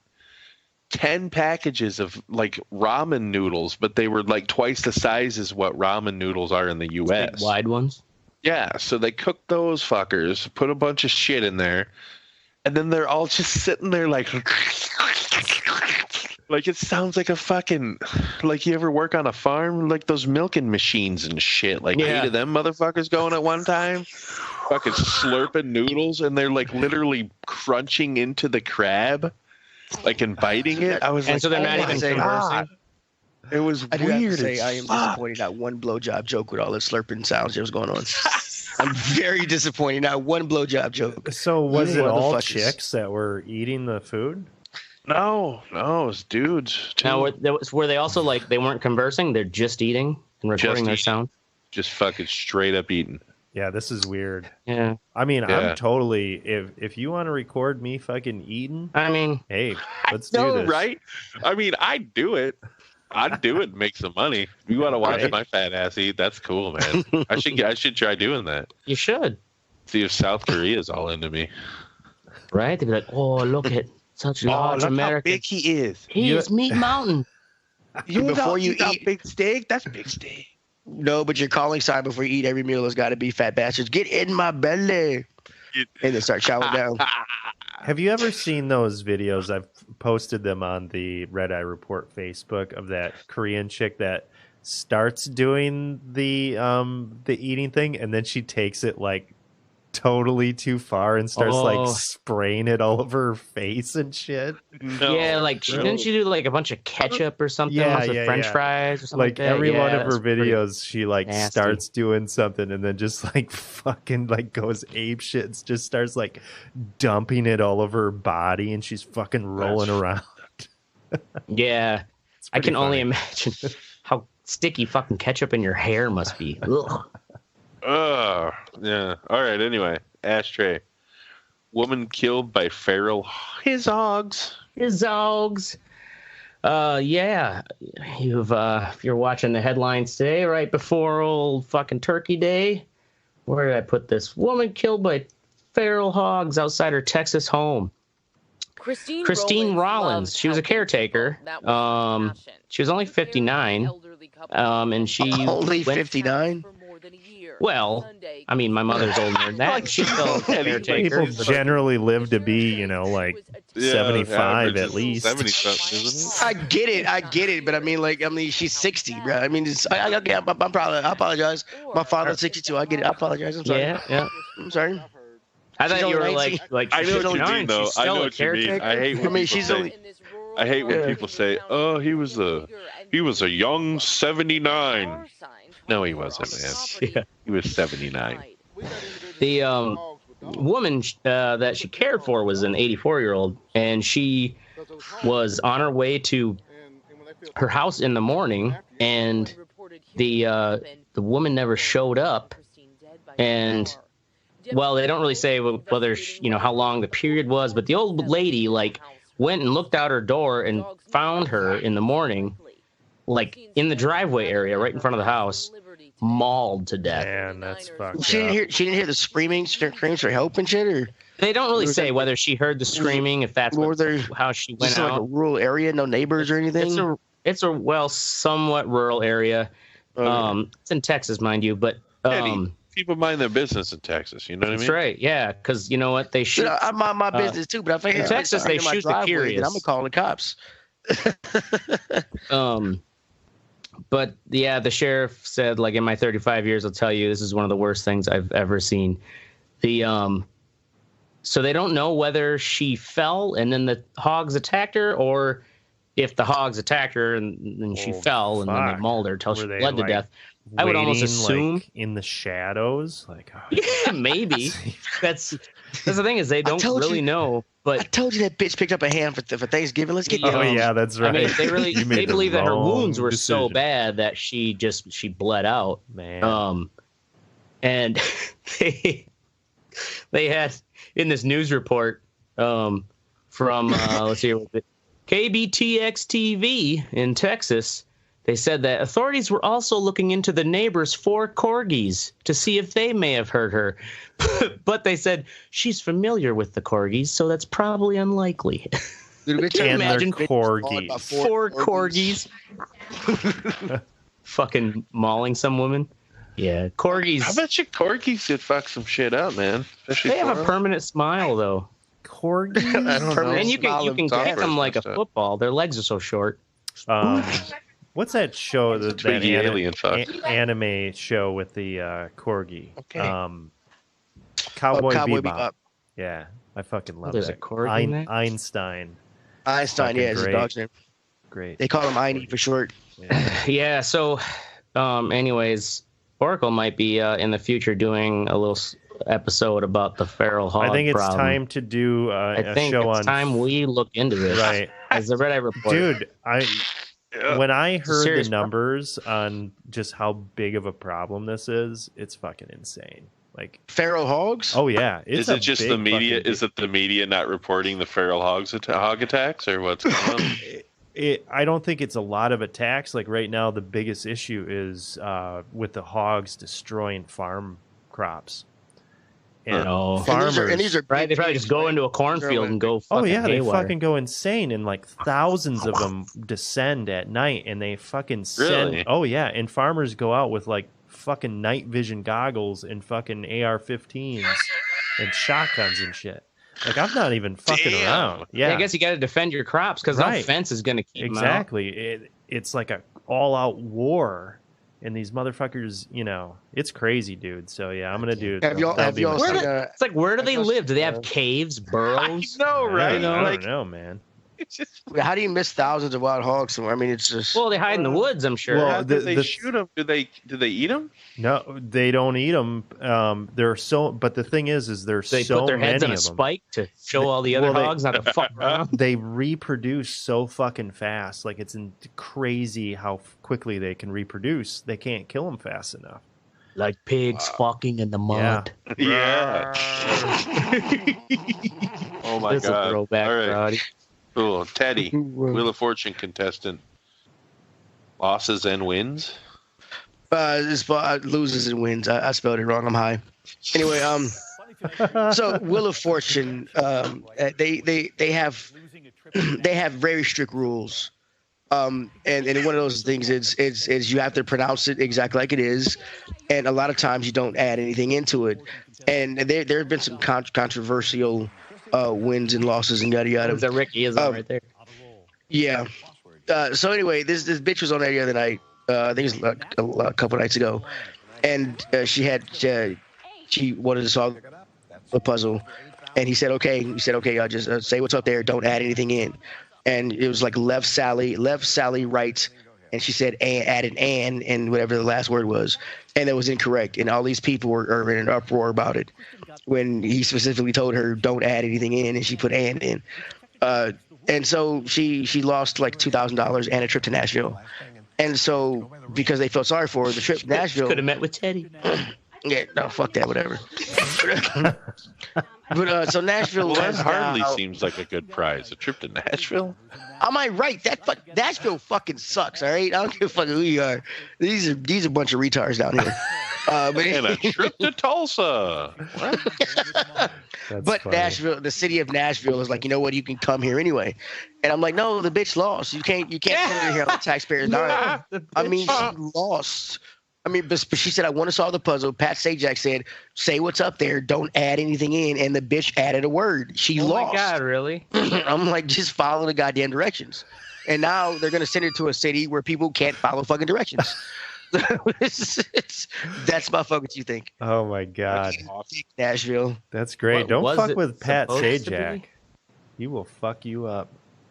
The video is in the outline if you want to watch it. I'm watching it right now in the Wheel of stream. Fortune is not coming to Nashville anytime soon for their road trip. Pat Sajak has not aged in like 20 years. Is Vanna White still around? Oh yeah, she's still around. Holy She might be an android, but she's still around. She's still turning numbers like a pro. God She doesn't even have to turn them anymore. She just touches them. Bling, bling. Nice. Yeah, I think they're both vampires. Right? That's how they prevented carpal tunnel. Man, that's crazy. All right. Oracle, Mystery Light, and Super Hearing. The other night I was trying to sleep, and sounds like an alien abduction story. As you do at night. And I was a little restless. Maybe I had a little too much caffeine or something. I don't know. Well, anyway, generally I can get to sleep, but it was one of those nights where I opened my eyes and there's this fucking light shining through my bedroom window that hadn't been there before. I don't know what this is, some sort of yard light or something. Rogers Chicken Shack. And then, you know, once you get it in your head that thing's there, even when you close the blinds, it still kind of goes through the fucking thing. And then your brain starts going and you start to hear like fucking centipedes crawling around in the walls and shit. What of all sounds, it's the centipedes that come first. Right? And I didn't did you get up and look out the window? Movie? The fuck is what is this? That's what are you talking about? That's what it felt like. I didn't get to bed until like it's light. I know, and it totally fucked my ass up. Do you not have? Could you not? Do you live in the second floor? No, I live on the first floor. First floor? Okay. Yeah. So now, could you tell? Did you get up and pull the blinds? Yes, I got up and pulled the blinds, but it still in doing was that, did peeking. you look out and try to figure out what the fuck this light is? Is it a car? Or something? No, it wasn't a car. It was like some stationary light that now feels like it's fucking shining so brightly it goes through the fucking blinds into my brain. So now, has it repeated itself the following night? Yes, it's still there. Yes. Oh, so maybe it's like a new, like brighter porch bulb from some neighbor or something. Right. I don't know. You're an adult. Get some curtains. Maybe it's an alien. Maybe it is an alien. Maybe they're spying on me. Maybe it's running a fucking child sex ring.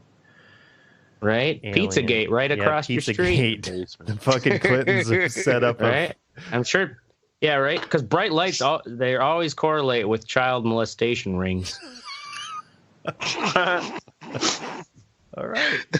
There you go. I don't know. 1 point cocaine. Wow. That's good. So, yeah. I'm going to try to get some sleep, but we'll see. Just like pull your green screen over your head. I'm going to try to get some sleep. But, you know what? You take a bandana and tie it around your eyes like a hostage. Dude, tape a sheet to the window to cover it. That'll cut all the light right out of your... I mean, do you not have curtains, just blinds? Or I mean, I don't have blinds. Yeah, just fucking move, man. What you need to get yourself is one of those Red Ryder pellet guns. Fucking shoot that shit out, man. Yeah. Wow. Anyway, in all seriousnness, go fuck yourself, Park City, Oregon. That's our show. Make sure you join the conversation at theredeyereport.com. Facebook.com/The Red Eye Report. You can also twiddle us. And what is that, Teddy? Shit. Ooh, shit. Where's my underwear? Social media manager. Hey, actually, fuck you, dog. I do not like social media. It's a undersecure. I don't. Y'all are making me do this, and I'm trying my best. We are not making you do shit. Yeah, you are. Yes, we are. Yeah. I mean, it doesn't matter anymore. Nobody cares. At redeye_report. All right. Boom. There you go. Redeye_report. Yeah, and you can also Instagram us at the Red Eye Report. Oh, we got all one fucking word. Instagram now. Instagram at the Red Eye Report. Look at us. Damn. Moving on up. Or Facebook. Boom. And I don't even know how to work Instagram yet, bitches. Mixer. Go to Mixer. Watch our reruns. Yeah. And talk like to us. Share us or fuck us. We're down for whatever. Mixer, I'm the Mystic. I'm Oracle. This is Ashtray. And I'm Teddy. Oh, yeah. And this is the Red Eye Report. Buy our shit on our website. Oh, yeah. Oh, that's great. We have Go t-shirts, to our website. pop sockets, Fucking pop socket. Dildos. Bam. Check that shit out. TheRedEyeReport.com. Human dildos. Oh yeah, I got my pop socket too. Boom. Get mine out. Ooh, in your face. Man, I'm really liking the green fucking like old it still hasn't changed. 9 Inch Nails video vibe that you got going on. It's weird because in my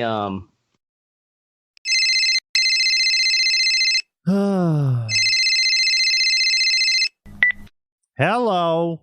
Hi, yes. Can I speak with Mr. Mr. Oracle? That's me.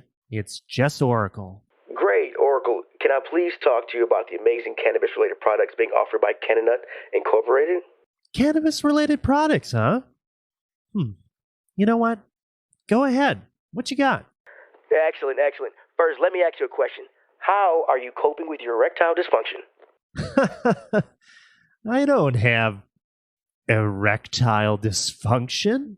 Well, that's not what I heard. According to Liliana, your ex-girlfriend, that's not the case. She said on more than one occasion you cannot hold an erection during intercourse. What the fuck? First off, Liliana is a cunt. Secondly, how the fuck did you get that information? Sorry, sir. I'm not at liberty to reveal the sources of our call list. But we do have a product that I think would be perfect for you. It's called Buttigiz. It's a high-level CBD-infused buttercream that you rub on your genitals. Believe me, sir, it really works. I've tried it a few times, and I had a rock-hard erection for, frankly, an uncomfortable amount of time.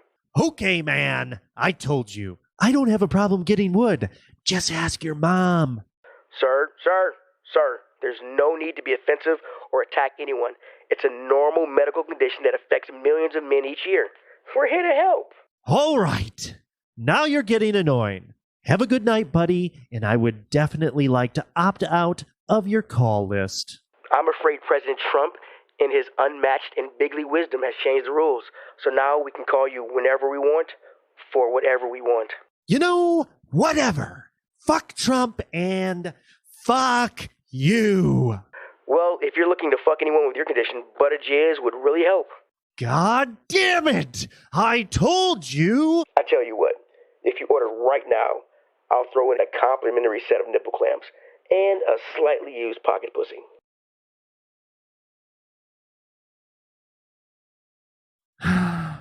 I'll take 2.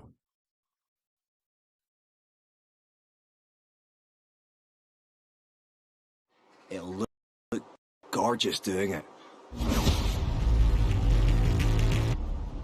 So I've set you a route. It's, more or less straight. Turn left.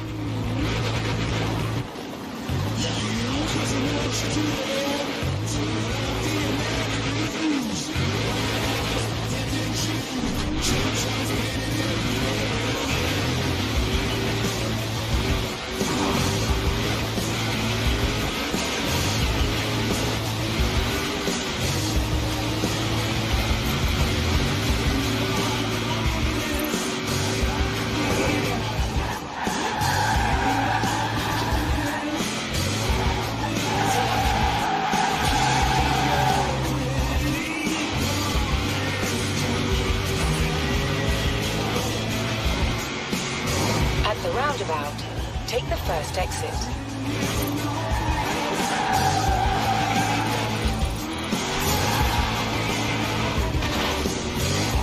You should be coming into Edinburgh now.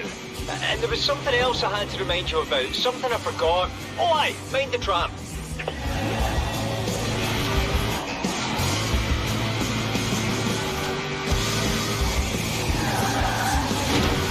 Speed trap dead ahead.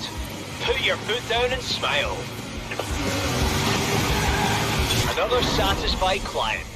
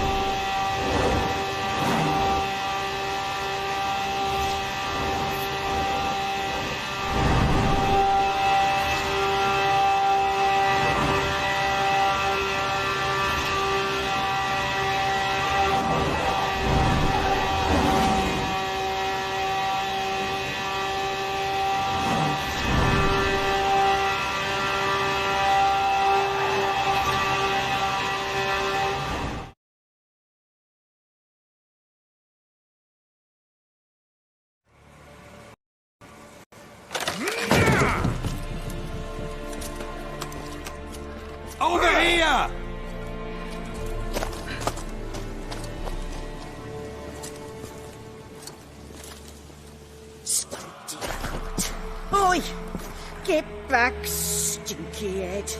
Gingerbread loaf, freshly baked and hot. Mother. There, clean as a whistle, fresh as a daisy. Go on, whip me. I made it too little. I nibbled it, but just to see if it's firm. But it's fresh, so take pity. Oh, Mother. Take pity.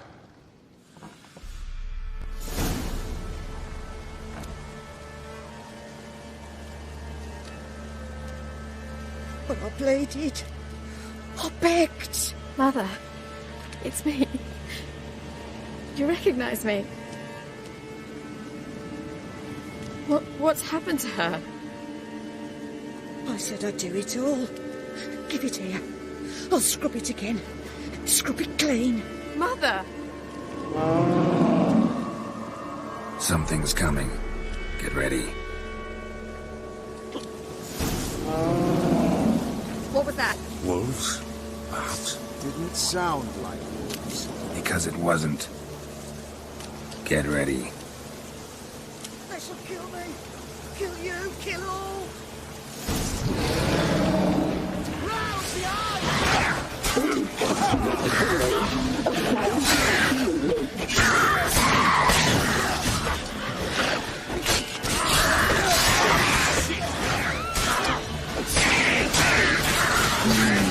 The message seems delicious.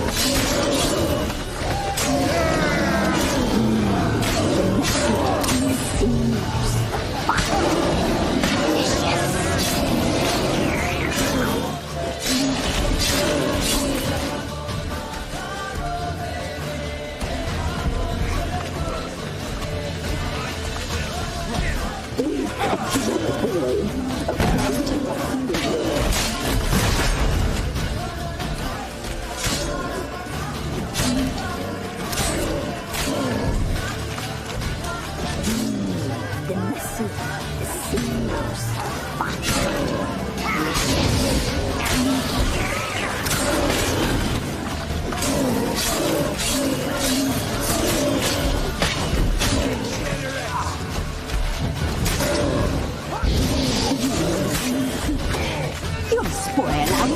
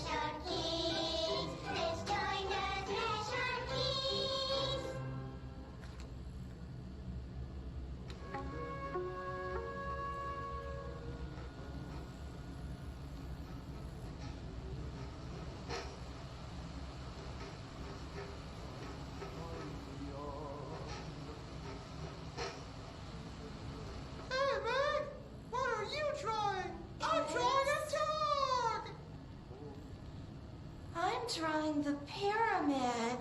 The what? The pyramid.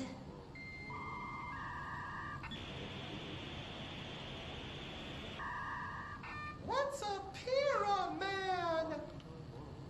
The Black Pyramid. It's in the astral plane. Airplane? Astral plane. It's big, white, and empty. Or is it? It's a weird, crazy alien dimension. The white goes on forever. You can get lost in all that white and never find your way back home. I miss my home.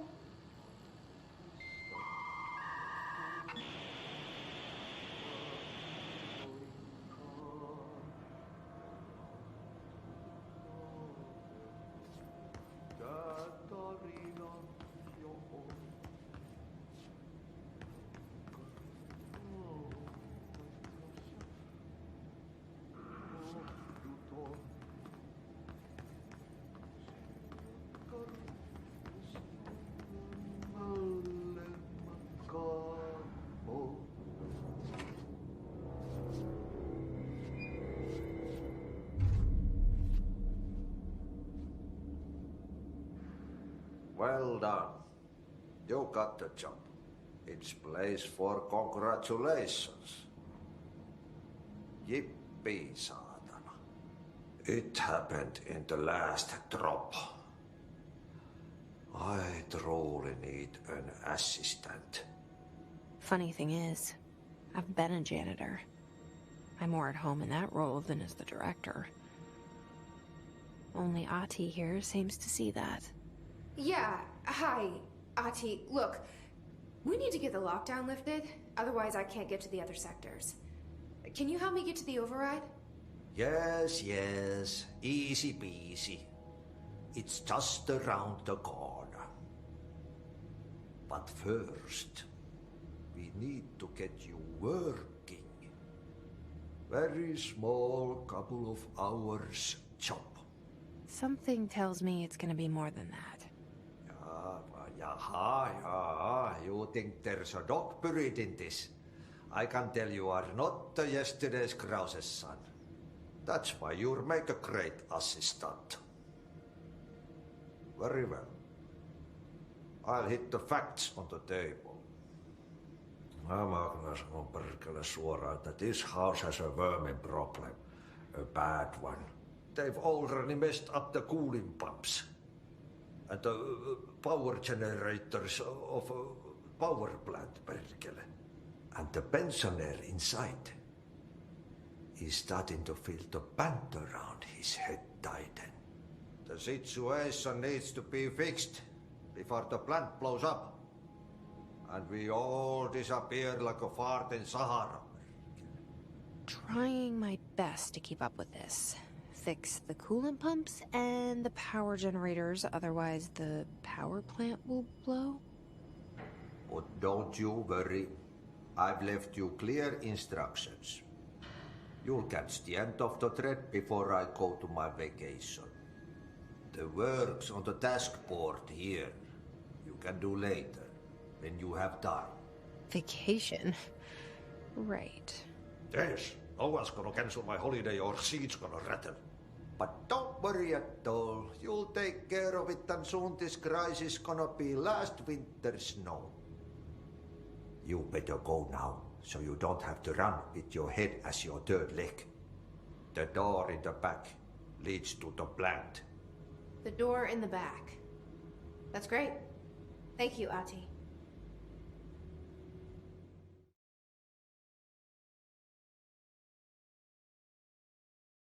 We don't want to. Bella, stop being an asshole. Come on, Bella. Come on, Bella. Bella, don't be a bitch. I gotta call her a bitch, bro. Because she's female. All right, we're doing it live. Doing it live. Awesome. On this week of the Red Eye Report, we talk about cooking We go on a voyage for self-enlightenment. And as always, we listen to Mystic's salty ass be a bastard about everything. Speaking of Mystic, he's here with us tonight. Mystic is the only person on the show that I think enjoys cooking as much as I do. But the major difference between his cooking and my cooking is that he uses a whole bag of dicks in his. And I got fruit. Not just a couple sprinkles. He uses the whole bag of dicks. Right? He really needs to cut back on the dick. Big dick in there. Awesome. Then there's the Ashtray. Ashtray once showed us something that he cooked, and we ridiculed the fuck out of him for it. Yes, we did. That's because it looked like hot dog shit. And since then, Ashtray has given up on cooking. Shit. Yeah, whatever. Anyway, since then, Ashtray is giving up on cooking and going back to his original passion, which is murdering hookers. Oh, I thought you were gonna say bar food, which is the truth. Okay. You do eat a lot of bar food. Huh? Yes. Yeah, I do. Jesus Christ. You can get some good salads at the bars here in Madison. What? Yeah. No, I bet you could, but you don't. I guarantee that. I have never known a bar. You don't even know. You don't even know. That's because we don't know because we don't spend that much time in bars. Eating food. You got to spend a lot of time at bars to get to the fucking salad section. like that's some fucking like level fucking 57 shit. Oh yeah. There that much. I have to eat healthy. Cool. Anyway, and then there's Oracle. I've never heard of Oracle cooking anything, but I have heard of him drinking a lot and then beating his girlfriend. Right. What? It's a fucking culinary art. That's not even funny. Harvest the tears. Fucking for the salt. Right. Okay. And then there's me, Teddy. I love cooking, and I really, really like to cook, but not as much as I love fucking your mama. And this is the Red Eye Report. Nice. Woohoo! So I came up with the topic cooking mainly because I was pressured by Mystic so we could write a commercial. No. And also because I'm thinking about, I'm thinking about embarking on a cooking exploration that I've never done. I've never done Japanese cooking really, and I love Japanese ramen, and I really want to make some ramen because there's only 2 places in Nashville that serve it. One of the places is all right, and the other place is great, but it's really far away. And plus, it's just ramen easy. You just put fucking ramen noodles and broth or water or something. Ramen. No, yeah, I'm talking about Japanese ramen, not the fucking shit that's got like sprigs of all kinds of different herbs. Genuine ramen is pieces of considered an art. Boiled in the water, shit. Yeah, the egg is half boiled and fucking weird colors soaked in stuff. Got the weird colors. It's got the juices of other things in it, and they are pretty tasty. Weird shit. Or it goes like, I can't find that at Aldi's. Hey, man, I have eaten the shit out of fucking Japanese ramen in China, actually. They had the Japanese district where I was at, so I would get Japanese ramen. I know what that is. I don't think it's that far off from fucking... I think you can make Japanese ramen easily. No, I think you would have made. Yeah, I don't see it. But I like to cook, so I want to get my own. The foodies though would think otherwise. Okay, all right. I mean, I want to get my own bones, make my own broth and stuff. I mean, that kind of gets into it. That's way too much work. Fuck that. I mean, right. Give me a bouillon cube and some dried noodles. Pretty much. I'll show you. We got a meal, bitch. Boom. All right, so I looked into cooking. And this shit is broader than I should have known that because every region has its own. I was gonna ask you all kinds of questions you wouldn't answer. Yeah, I know, right? So what first thing I did was I looked up the history of it, and of course to cook you have to learn how to harness fire. But when searching for like signs of early man of learning how to harness fire, you have to search in caves because if it's outside, you can't tell if they were able to start it themselves or if it was like lightning or something like that or a wildfire or something like that. So the earliest known signs of controlled flames are found in Wonderwork Cave in South Africa. and this suggested that hominins were controlling fire at least 1 million years ago. Damn, years ago. Yeah, and hominids are the direct. Homo erectus was the direct ancestor of the hominins.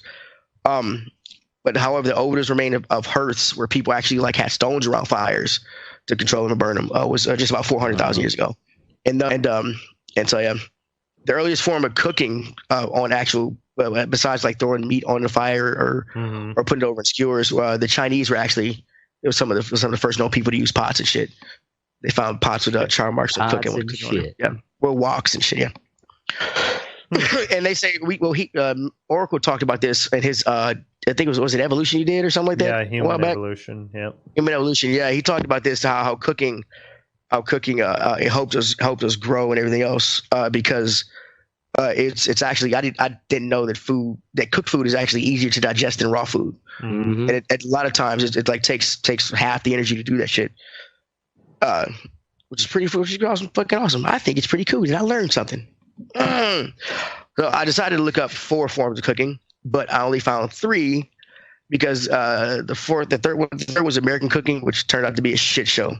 So because nobody American cooking. Italian cooking was mainly like French and Italian stuff. A region usually takes off the people that are there take off of what they have in the region, and then as they're conquered or people leave and then come back, they bring shit and things like that. But America was not like that. It was just fucking people who just came and brought all this shit with them. So it's kind of like a hodgepodge. So anyway, am I just rambling? Y'all getting anything? Yeah, no, we're listening. Carry on. Okay, so the first kind of thing I kind of looked up was the history of French cooking, in 1789, 70% of French citizens' main staple food was bread. Actually, a lot of fucking past motherfuckers mainly ate bread and vegetables, and meat was kind of like what do you call it? I'm looking at the word I'm looking for. Luxury. Yeah, but apparently the grain crops failed in 88 and 89, and bread became so expensive that aristocrats could only fucking get it. Which kind of caused, which is a part of the revolution. I don't even know why I had it up to that part. I was supposed to be down here. Sorry.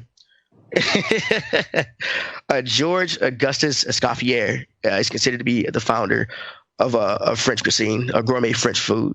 He came up with the brigade system. Have y'all ever seen Hell's Kitchen or something like that to that effect? Yeah. Show cooking show. Mystic, you've worked in restaurants. Have you ever been in a brigade system, or was it? No. What system? No. Yeah. Brigade system. What the hell is that? It's a brigade system. Oh, where they separate each part, right? You have your own station. It's separated into 5 stations. You have your own station. All you do. It's kind of, think of it as like a bigger McDonald's. Like, like this motherfucker makes fries all the time. This motherfucker makes burgers. This guy fucking lettuces up shit. And it was 5 stations in there. The guard manager, which is the chef responsible for preparing cold dishes. The entremetteur, who does starches and vegetables. The roastasseur. This is a chef that oversees the preparation of roast, grilled, and fried items. And the saucier, which is the guy who makes the sauces and soups. And then there's the pastier, and he does all the desserts and breads and shit. And a lot of restaurants started adopting that kind of form of cooking. The food came out quicker. It was a lot cheaper, and they were able to more people were able to experience that kind of stuff. It's like people. It's like if you couldn't. That's like true. If you think about restaurants are kind of a new thing in the history of humans. Really? No, not really. I mean, people have been going to sit down and have eating places for a while. Well, I mean, okay, maybe I'm wrong. I get it. Yeah, well, the brigade system been around for thousands of years, probably. The mushrooms kicking in yet, bro? Yep. That was kind of amazing for you trying to find the thread of truth and just falling on your face. Yeah. Oh my god. Yeah, no. Comedic break by our fucking high flying ashtray to the wall. Okay. And this is the wrong thing for the Italian, so I'm just gonna go into soul food. That's the wrong tab. I fucking put the wrong one in there. All right, so I looked up soul food, of course, because I'm a brother, okay? And I wanted to see the origins of soul food, and how it kind of spread. And of course, soul food came from it came from the rural South.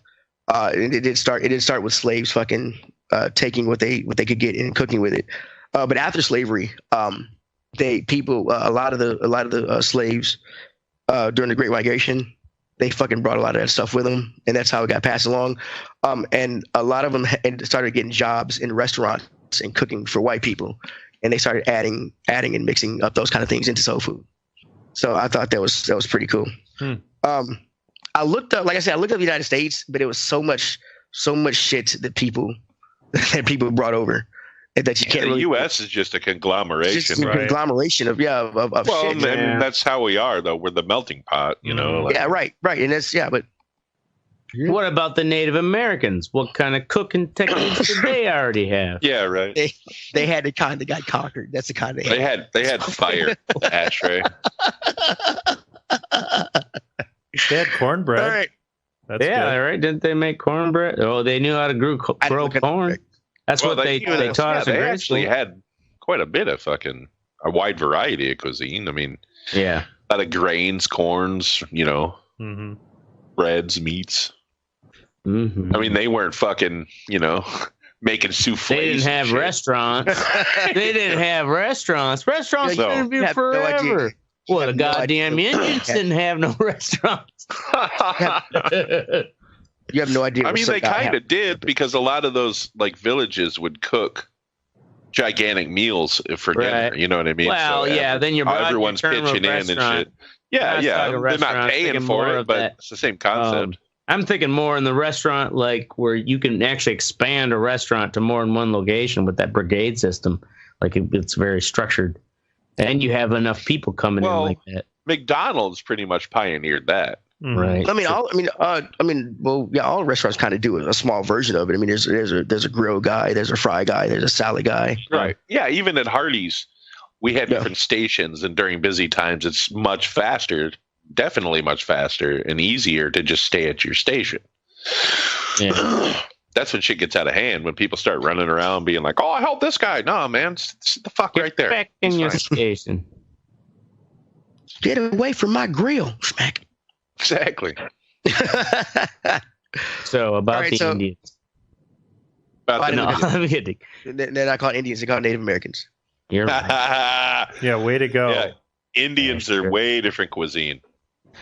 They kind of make you shit your pants. I love me a good curry. Curries are good. So then I started thinking about things like French fries aren't really French, kind of foods like that. So I looked up found this little culture show website. They come up with 12 foods that aren't actually what term from what I think. Of course, French fries. It's those actually came. Do you know where French fries came from? Anybody? U.S. Right? No, they're actually Belgian. Really? Yeah. Damn Belgians. Fucking Belgians. Oh, the Belgian frites. That's right. Yeah, that's what now the hipster restaurants call them frites. The hipsters. Yep. They call them frites? Yep. Oh, yeah. But the really fancy pubs and stuff.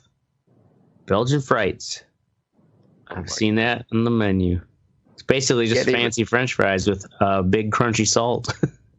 Yeah, it's claimed that Belgian villagers who didn't have a lot prepare potatoes in the winter the same way they prepared fish when the rivers weren't frozen. The method was frying.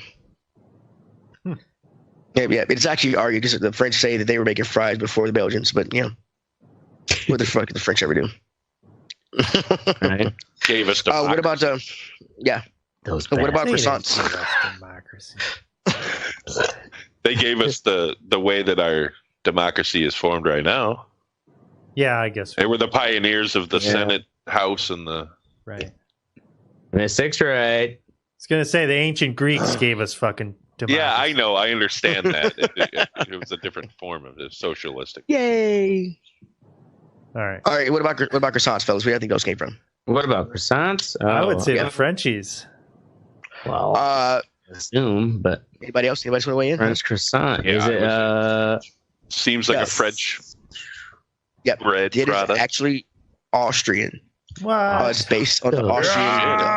Based on the Austrian Kipfel. How dare you, Austria? You sons of bitches stealing our shit. I can't see a bunch of Arnold Schwarzeneggers running around eating croissants. Right. Would you like a croissant?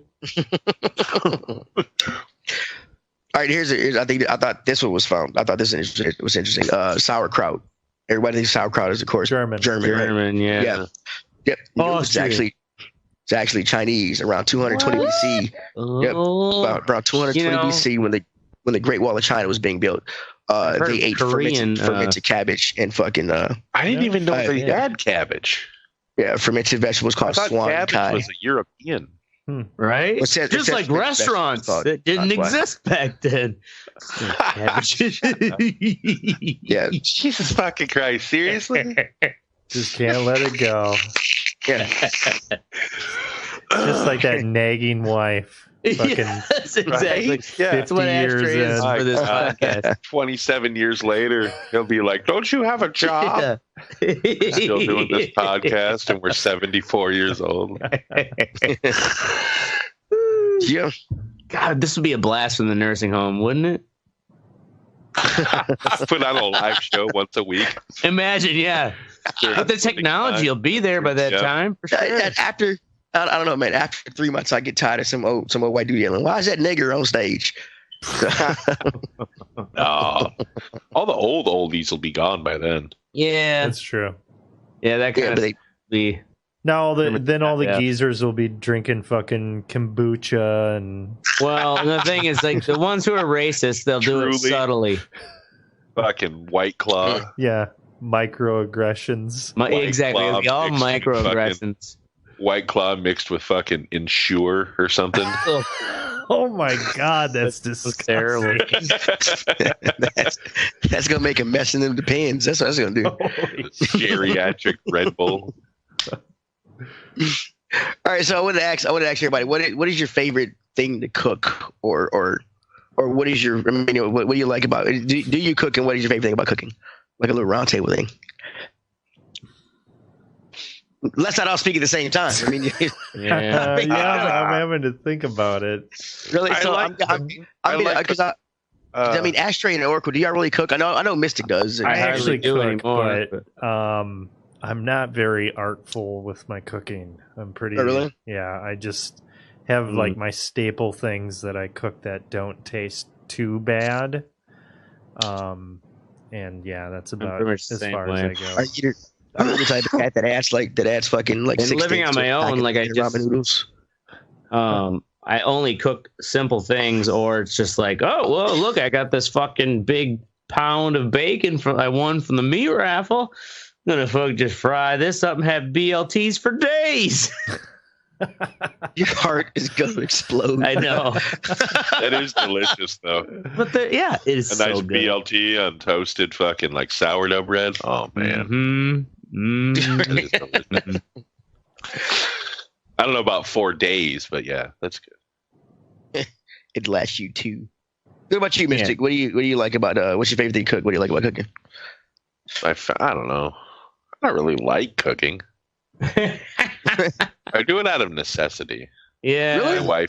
My wife doesn't cook, so it's either I cook or we eat chicken nuggets every night. Oh yeah. When I was married, that my wife couldn't cook to save her life. She thought that you just cook the chicken faster by turning the burner up to high. It's like, what is wrong with you? My daughter started trying to do that shit. I was like, I'm gonna smack you. Get out of the way. Yeah, it's not how this works. Not how any of this works. I don't mind making like sauces. That's probably my favorite thing to make. I will say the most challenging and sauces and shit. Yeah, the most challenging thing I've cooked, and this is back, around when I was married or afterwards, maybe even, was angel food cake. Have you ever tried to make that? No, I don't bake. My father makes shit that comes in a box. That's the most complicated. Yeah, no, make it from scratch. Like you gotta beat that thing for literally 45 minutes until it gets to the right consistency. That's because you want to get as much air as you can in there. So. Exactly. That's why you don't do it with your hands. You think it's like, no, it takes no, that cookbook ain't lying. It's gonna take that fucking long. Wow, that sounds like a bunch of bullshit to me. It tastes great when it comes out, but you realize how much the box versions are like. Right. Yeah, fuck that shit. All right, so Mystic, you said you like making sauces and gravies. Yeah. I like doing that too. I mean, I was curious if your reason was the same as mine. Is because when you make a roux, if you don't cook it right, you can taste the flour throughout the whole kind of thing. And I feel like it's kind of a skill to have to watch it to get it the color you wanted to get it, whether it be a light blonde roux. It really is because you want it to get. Because even with a light blonde roux, you still got to do it enough to where it doesn't turn brown, but you got to get that. Got to get that fuck. A roux is a R-O-U-X. Butter, flour. It's an equal butter or oil and flour mixture that is used to start most gravies and sauces. Thickened sauces. Yeah, but the thing is, if you don't cook the flour the correct way, it'll taste like flour. It's your whole. Okay, that makes sense. A lot of people add the milk or the cream in too fast and don't beat it enough, and it doesn't mix it. I didn't know the hip. It's like it's like a baking concept kind of. You got to add shit in the right fucking time and fucking jerk off. Or you could just get it in a jar and put it in a pot on your oven. See, but you can't though. Like I don't make it very often. I make stuff called chili verde.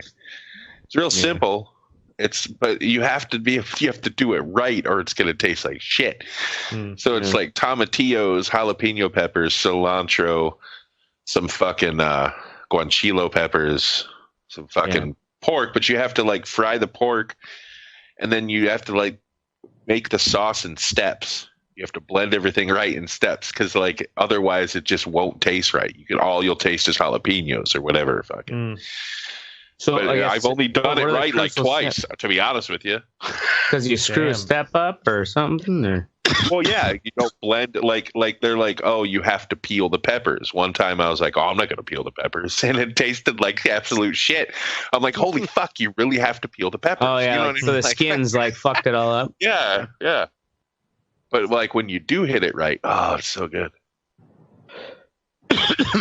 Making me hungry. Yeah, we used to have a show. We used to have a segment on the show called Cooking with Teddy. Remember, and I would be cooking in the kitchen while we did the show. Mm-hmm. That was awesome. What are we making tonight, Teddy? Yo, mama. All right. Anyway, well, that's all about cooking. I don't want to segue into this shit. We ran into my cousin Aloysius, and so he's this nigga wanted to. I told him we did a show. This nigga wanted to. Yeah, Aloysius Double D. He's a pimp from fucking Cleveland. That's why we don't really acknowledge him because he's from Ohio. But right. Yeah, but the nigga a lot of serial killers from Ohio. I mean, yeah, but the nigga wanted a segment on the show. I talked these guys into doing it because they thought they were funny. So now they're gonna make fun of the black culture. Here we go.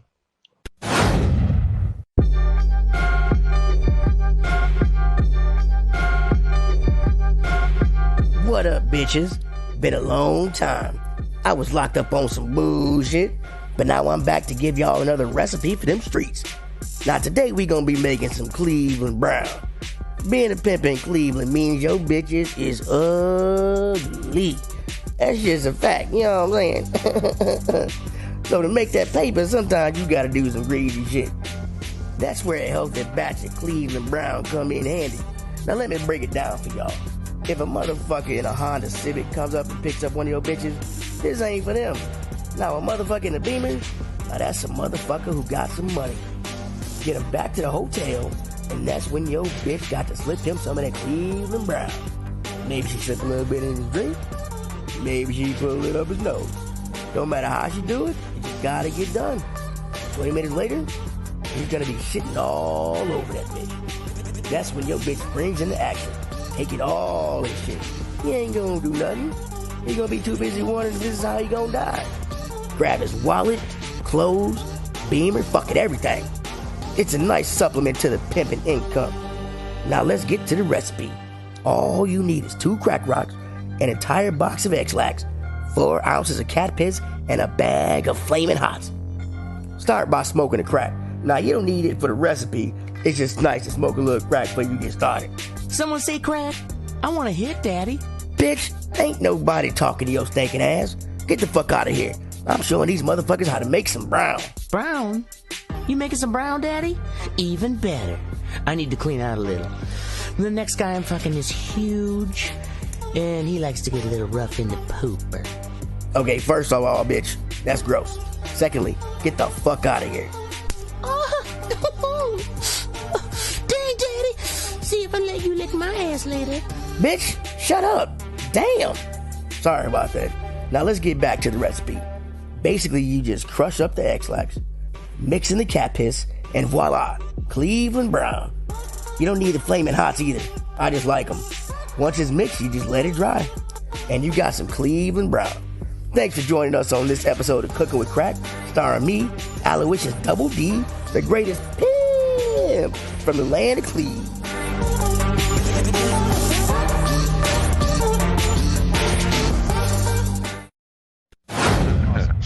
Next up is the What's Sexy part of our show.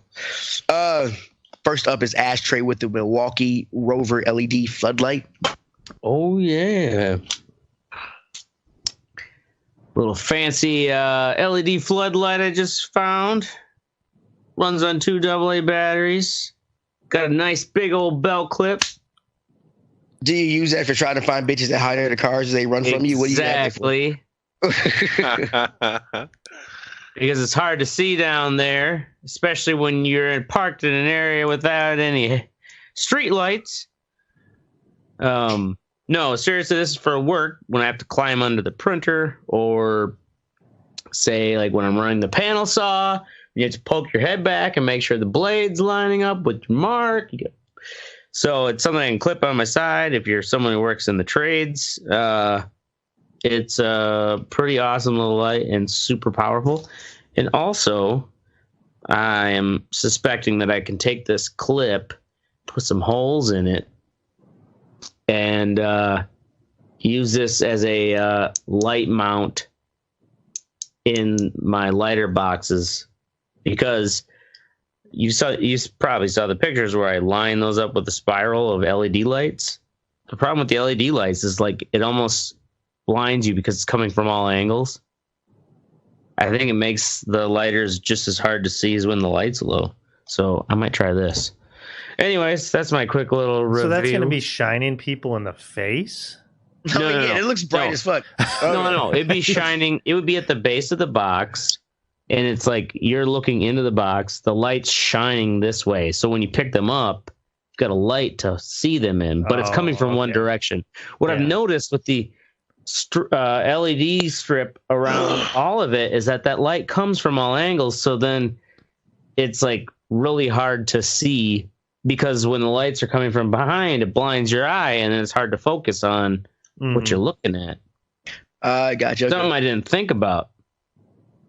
Okay. Awesome. Nobody gives a fuck. Up next, Mystic documentary. Wow. Who was up next? I didn't hear you. You are with Doug Minery. Oh, play that. Can you play that clip? Article? Yeah. Okay, so I don't know if you guys have ever heard this guy or seen this dude, but he just does fucking fake commentary on sporting events. You shared this before, did you not? That is my What's Sexy. I shared it to you guys. Oh, I'm sorry, I ruined it. Yeah, you did. Shut up. It's the mushrooms. Oh, that's pretty funny. Piece of shit, Alonzo. Hear it. Oh my God. Wow. Yeah, that's pretty good. Meanwhile, Joe Flacco has gone, in the words of Tropic Thunder, he's gone full retard. Macklin and Alonso are talking. He's got a cool sound. He sounds like a legit announcer. He really does. That's pretty good. But he has a podcast too called the Shitbag Titty Fuck Podcast. Like that's one of the awards. Like every week he does these commentaries, and then like the guy who fucked up the most gets the Shitbag Titty Fuck of the Week award. It's fucking great, man. Nice. That's that one. Did I send you guys that one of the dude golfing? Yeah. So the PGA sucking off another deer. PGA banned him from doing videos. Like they said, they'll sue him and shit if he tries to do videos. So he just finds like local golfers or people like that filmed it on their phone or some shit and does like commentary to that. That one with the deer sucking off the other deer was fucking. Oh my god. I can't Is there any explanation to the backstory of that? No. He just he's like, okay, so we're at the fifth hole here. Par 3 is about to chip it on, and the camera just pans over to this deer sucking off another deer, and he's like, well, no distraction there, just a deer sucking off another deer. Let's watch that in replay. And like fucking goes back and shit. Oh my god. That's awesome. I have to check these out. Next up is Oracle with Audi A5ing it up. So I was at the airport and I had rented the cheapest vehicle that was available, which was a truck. I'm like, okay, whatever, just like a small truck. Well, I get there and I'm looking at the trucks and they're like fucking huge Dodge 1500s. I'm like, god damn, I don't need this thing. I'm gonna spend so much money on gas for this fucking thing. And then I get in another smaller truck. It was like a Toyota. The fucking thing wouldn't even start. So I'm like, okay.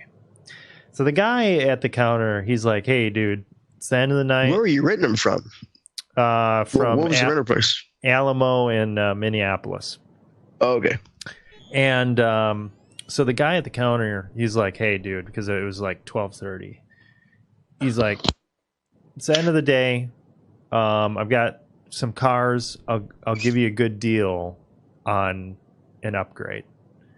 I'm like, all right. He's like, I'll let you pick any car out there. And it was $12 more a day. And the first car that I saw definitely jumped out at me was an Audi A5. So I rent that thing, and man, I was having a blast driving that motherfucker. Thing was fast as fuck. Like when cars would pass me, like at a stop sign, I'd be at a dead stop. By the time I was hitting like second gear, I was already overtaking the car at like 60 miles an hour. The speedometer went up to 160 on it. Nice. And it was, just the interior of the car was beautiful. It'll do it all too. Like it was fucking really nice. Beautiful also because it's rarely rented.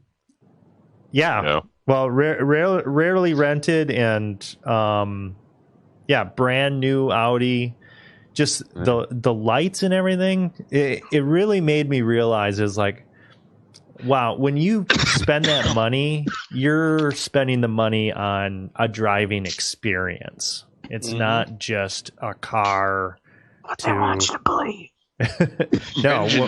It's engineering is what it is. Yeah, when you actually get in that car and you feel that shit and you just see, it's like, man, this is meant for me to have a good fucking time while I'm driving it. It's not, just to get from point A to point B. So... And that's a lot of what American cars are. It's just utilitarian. Yeah, right. Yeah. And I realized that. I'm like, damn. I didn't have the money. Audis are expensive as fuck. Right? Though. Because we went to Orlando. Stephanie rented the repairs and shit. She rented a Mustang. It was pretty awesome.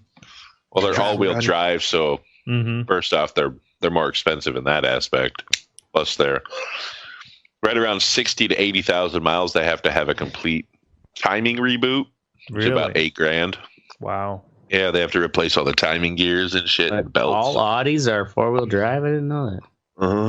All-wheel drive. Yeah, and it was so nice too because like you just step on the gas, like floor it. Your wheels don't spin or anything. You're taking turns at like 80 miles an hour, like these 50 mile an hour fucking turns. Yeah, it's fucking sick. Yeah, the A5 is decent size too. For those kind of forces. Talking like high 200 horsepower. That's quick. Yeah. So that's my nice. A5. Nice. Noise. All right, next up is me with Call of Duty Modern Warfare. Of course, I got the new Call of Duty. It is a soft reboot of the franchise because Activision Sledgehammer, because Treyarch been fucking shit up the last shit they done.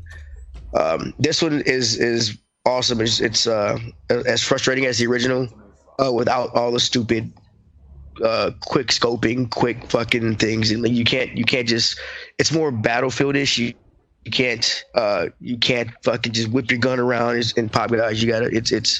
Everything's slower than mantling over stuff. Even the like getting drop shotted where a guy will go from standing up to prone instantly and fucking end up killing you.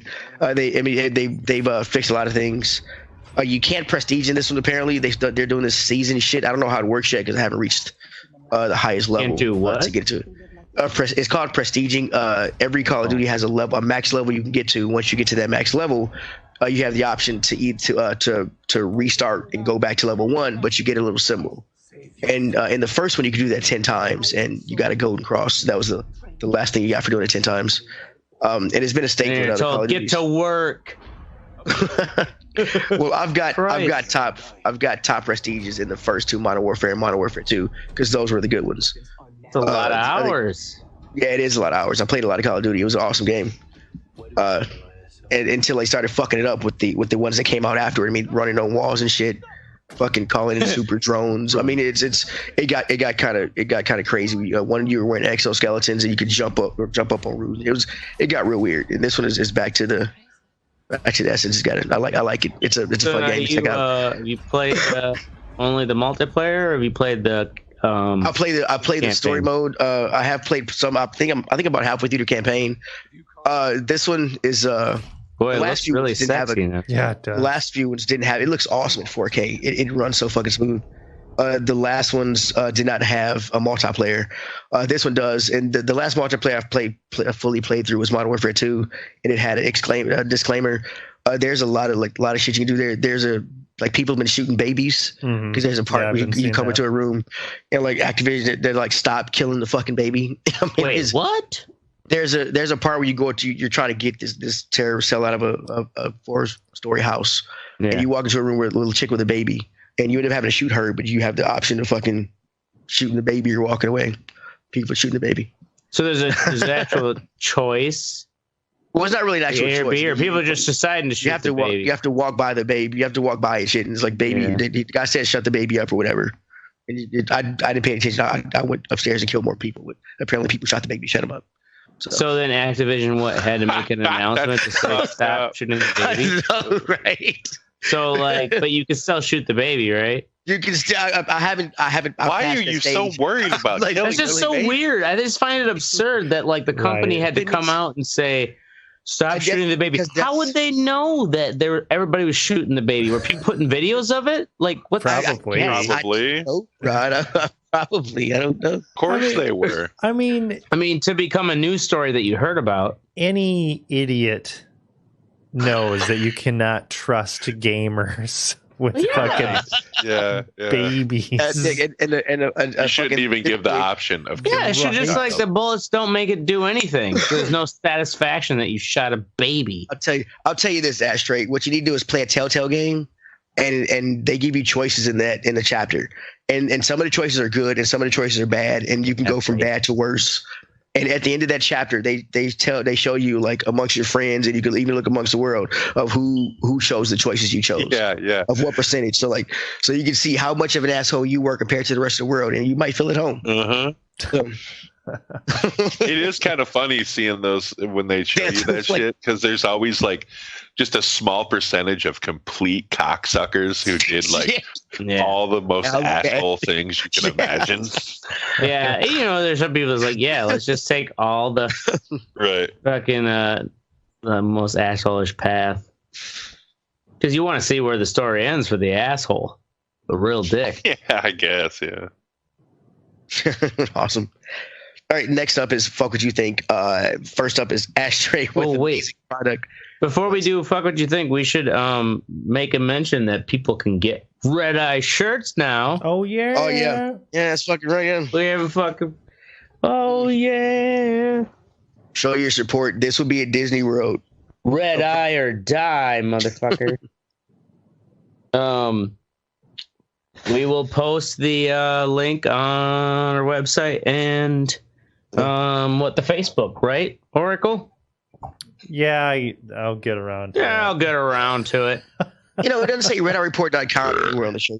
No, actually, that's why I was refused. What? The Amazon merch, part of the policy is that you cannot reference any external, like you can't have a phone number or a website to reference, some other external thing, which I think is what Amazon is trying to make us like, well, you can't like go back to some other website and then buy it from there instead. My assumption, but yeah, that's why they denied my first rendition. Oh wow! So yeah, sorry, we are now a whore to the Amazon. Nice, but we can make shirts on demand without having to have them in like a fucking storage shed and ship them out ourselves. Mm-hmm. We'll make the slaves of the Amazon hive do it. So go check it out, and all you gotta do is pick your size, and there's a couple color options. I think it looks like Oracle has the. Did you get the heather or the ash? I got the gray. Gray, yeah. Yeah, the heather and the ash. They look the same thing. It was two of them that were the same color, weren't they? Yeah, they were similar. Yeah, like they look like the grays look the same. I was like, what the fuck? Those are the same shits. Yeah. I can't be trusted with a classic white shirt. Yeah, I got both. Oh, did you? Nice. Yep. Thanks. Because I like the white one because he matches shoes. Woo woo. Yeah. It's a Nintendo controller in case y'all didn't see him. Right on. Whoa. Because I'm a nerd. All right, next up is Fuck What You Think with Ashtray. Amazing product. Cocksucking fatal flaw. Yep. I don't know if I want to hear this. Well, like you're saying on like the bubbles of the show. Oh, is that your fancy light? Yeah. So my fancy light that I was just bragging about, because it is pretty awesome light. Did you just break it or something? No, it's one thing I noticed is that, and also some of the bad reviews, is that the battery cap doesn't take much, like, twist to pop off. It's about a maybe 1/8 inch, and then poof, and it's spring loaded. So yeah, people were complaining that's like, how did this pass for as durable as everything is? How did this pass quality control? Because it claims it could be dropped from 4 meters multiple times. You can't tell me that battery cap doesn't go right flying off. So what I did, I just drilled a hole in here and put one of those little turn hooks there. See, that way you can't unscrew it. Problem solved. Check that out on Ashtray's Fix It Corner. What the fuck are you on besides shrooms, bro? No, I literally just did this right before the episode. I'm like, I'll fix that, motherfucker. I feel like I just. So what your fuck did you think was something you breaking your light before the episode? No, I didn't break it before the episode. I fixed it before the episode because of this flaw. I'm just like, my fuck what you think is that Milwaukee actually like, oh yeah, that's fine. Like how easy it is to take the battery cap off. No, that's bullshit. That was just showing you how I feel. Way to go. Yeah, cool. Awesome. Next up is Oracle. Google Maps and speed traps. Mm-hmm. Have you guys used the app Waze? Yeah, I have. I've heard of it, but I've never really used it. So what's the difference between Waze and Google Maps? Well, Waze had features where you could report like cops. There were cops, accidents, shit like that. And then it would show up on other people's maps. Well, Google Maps just brought on those features because Google owns Waze. And that's what I noticed recently. So when I was driving my, super fast car, I was noticing. I was like, oh, shit, there's a little icon here, and it says there's a speed trap. And I'm like, there's no way it's going to be that accurate. But sure enough, there was a cop there every time. It was, yep. Yeah, we can hear you. So it was actually super accurate. But now... This is just through the Google Maps. Yeah, through Google Maps. But now police are bitching about having the feature, and they're sending fucking letters to fucking Google to take it down because... Let me read their little... but it's making people slow down. Right. It's true. Accomplishing exactly what they say that they want. Supposed to be doing.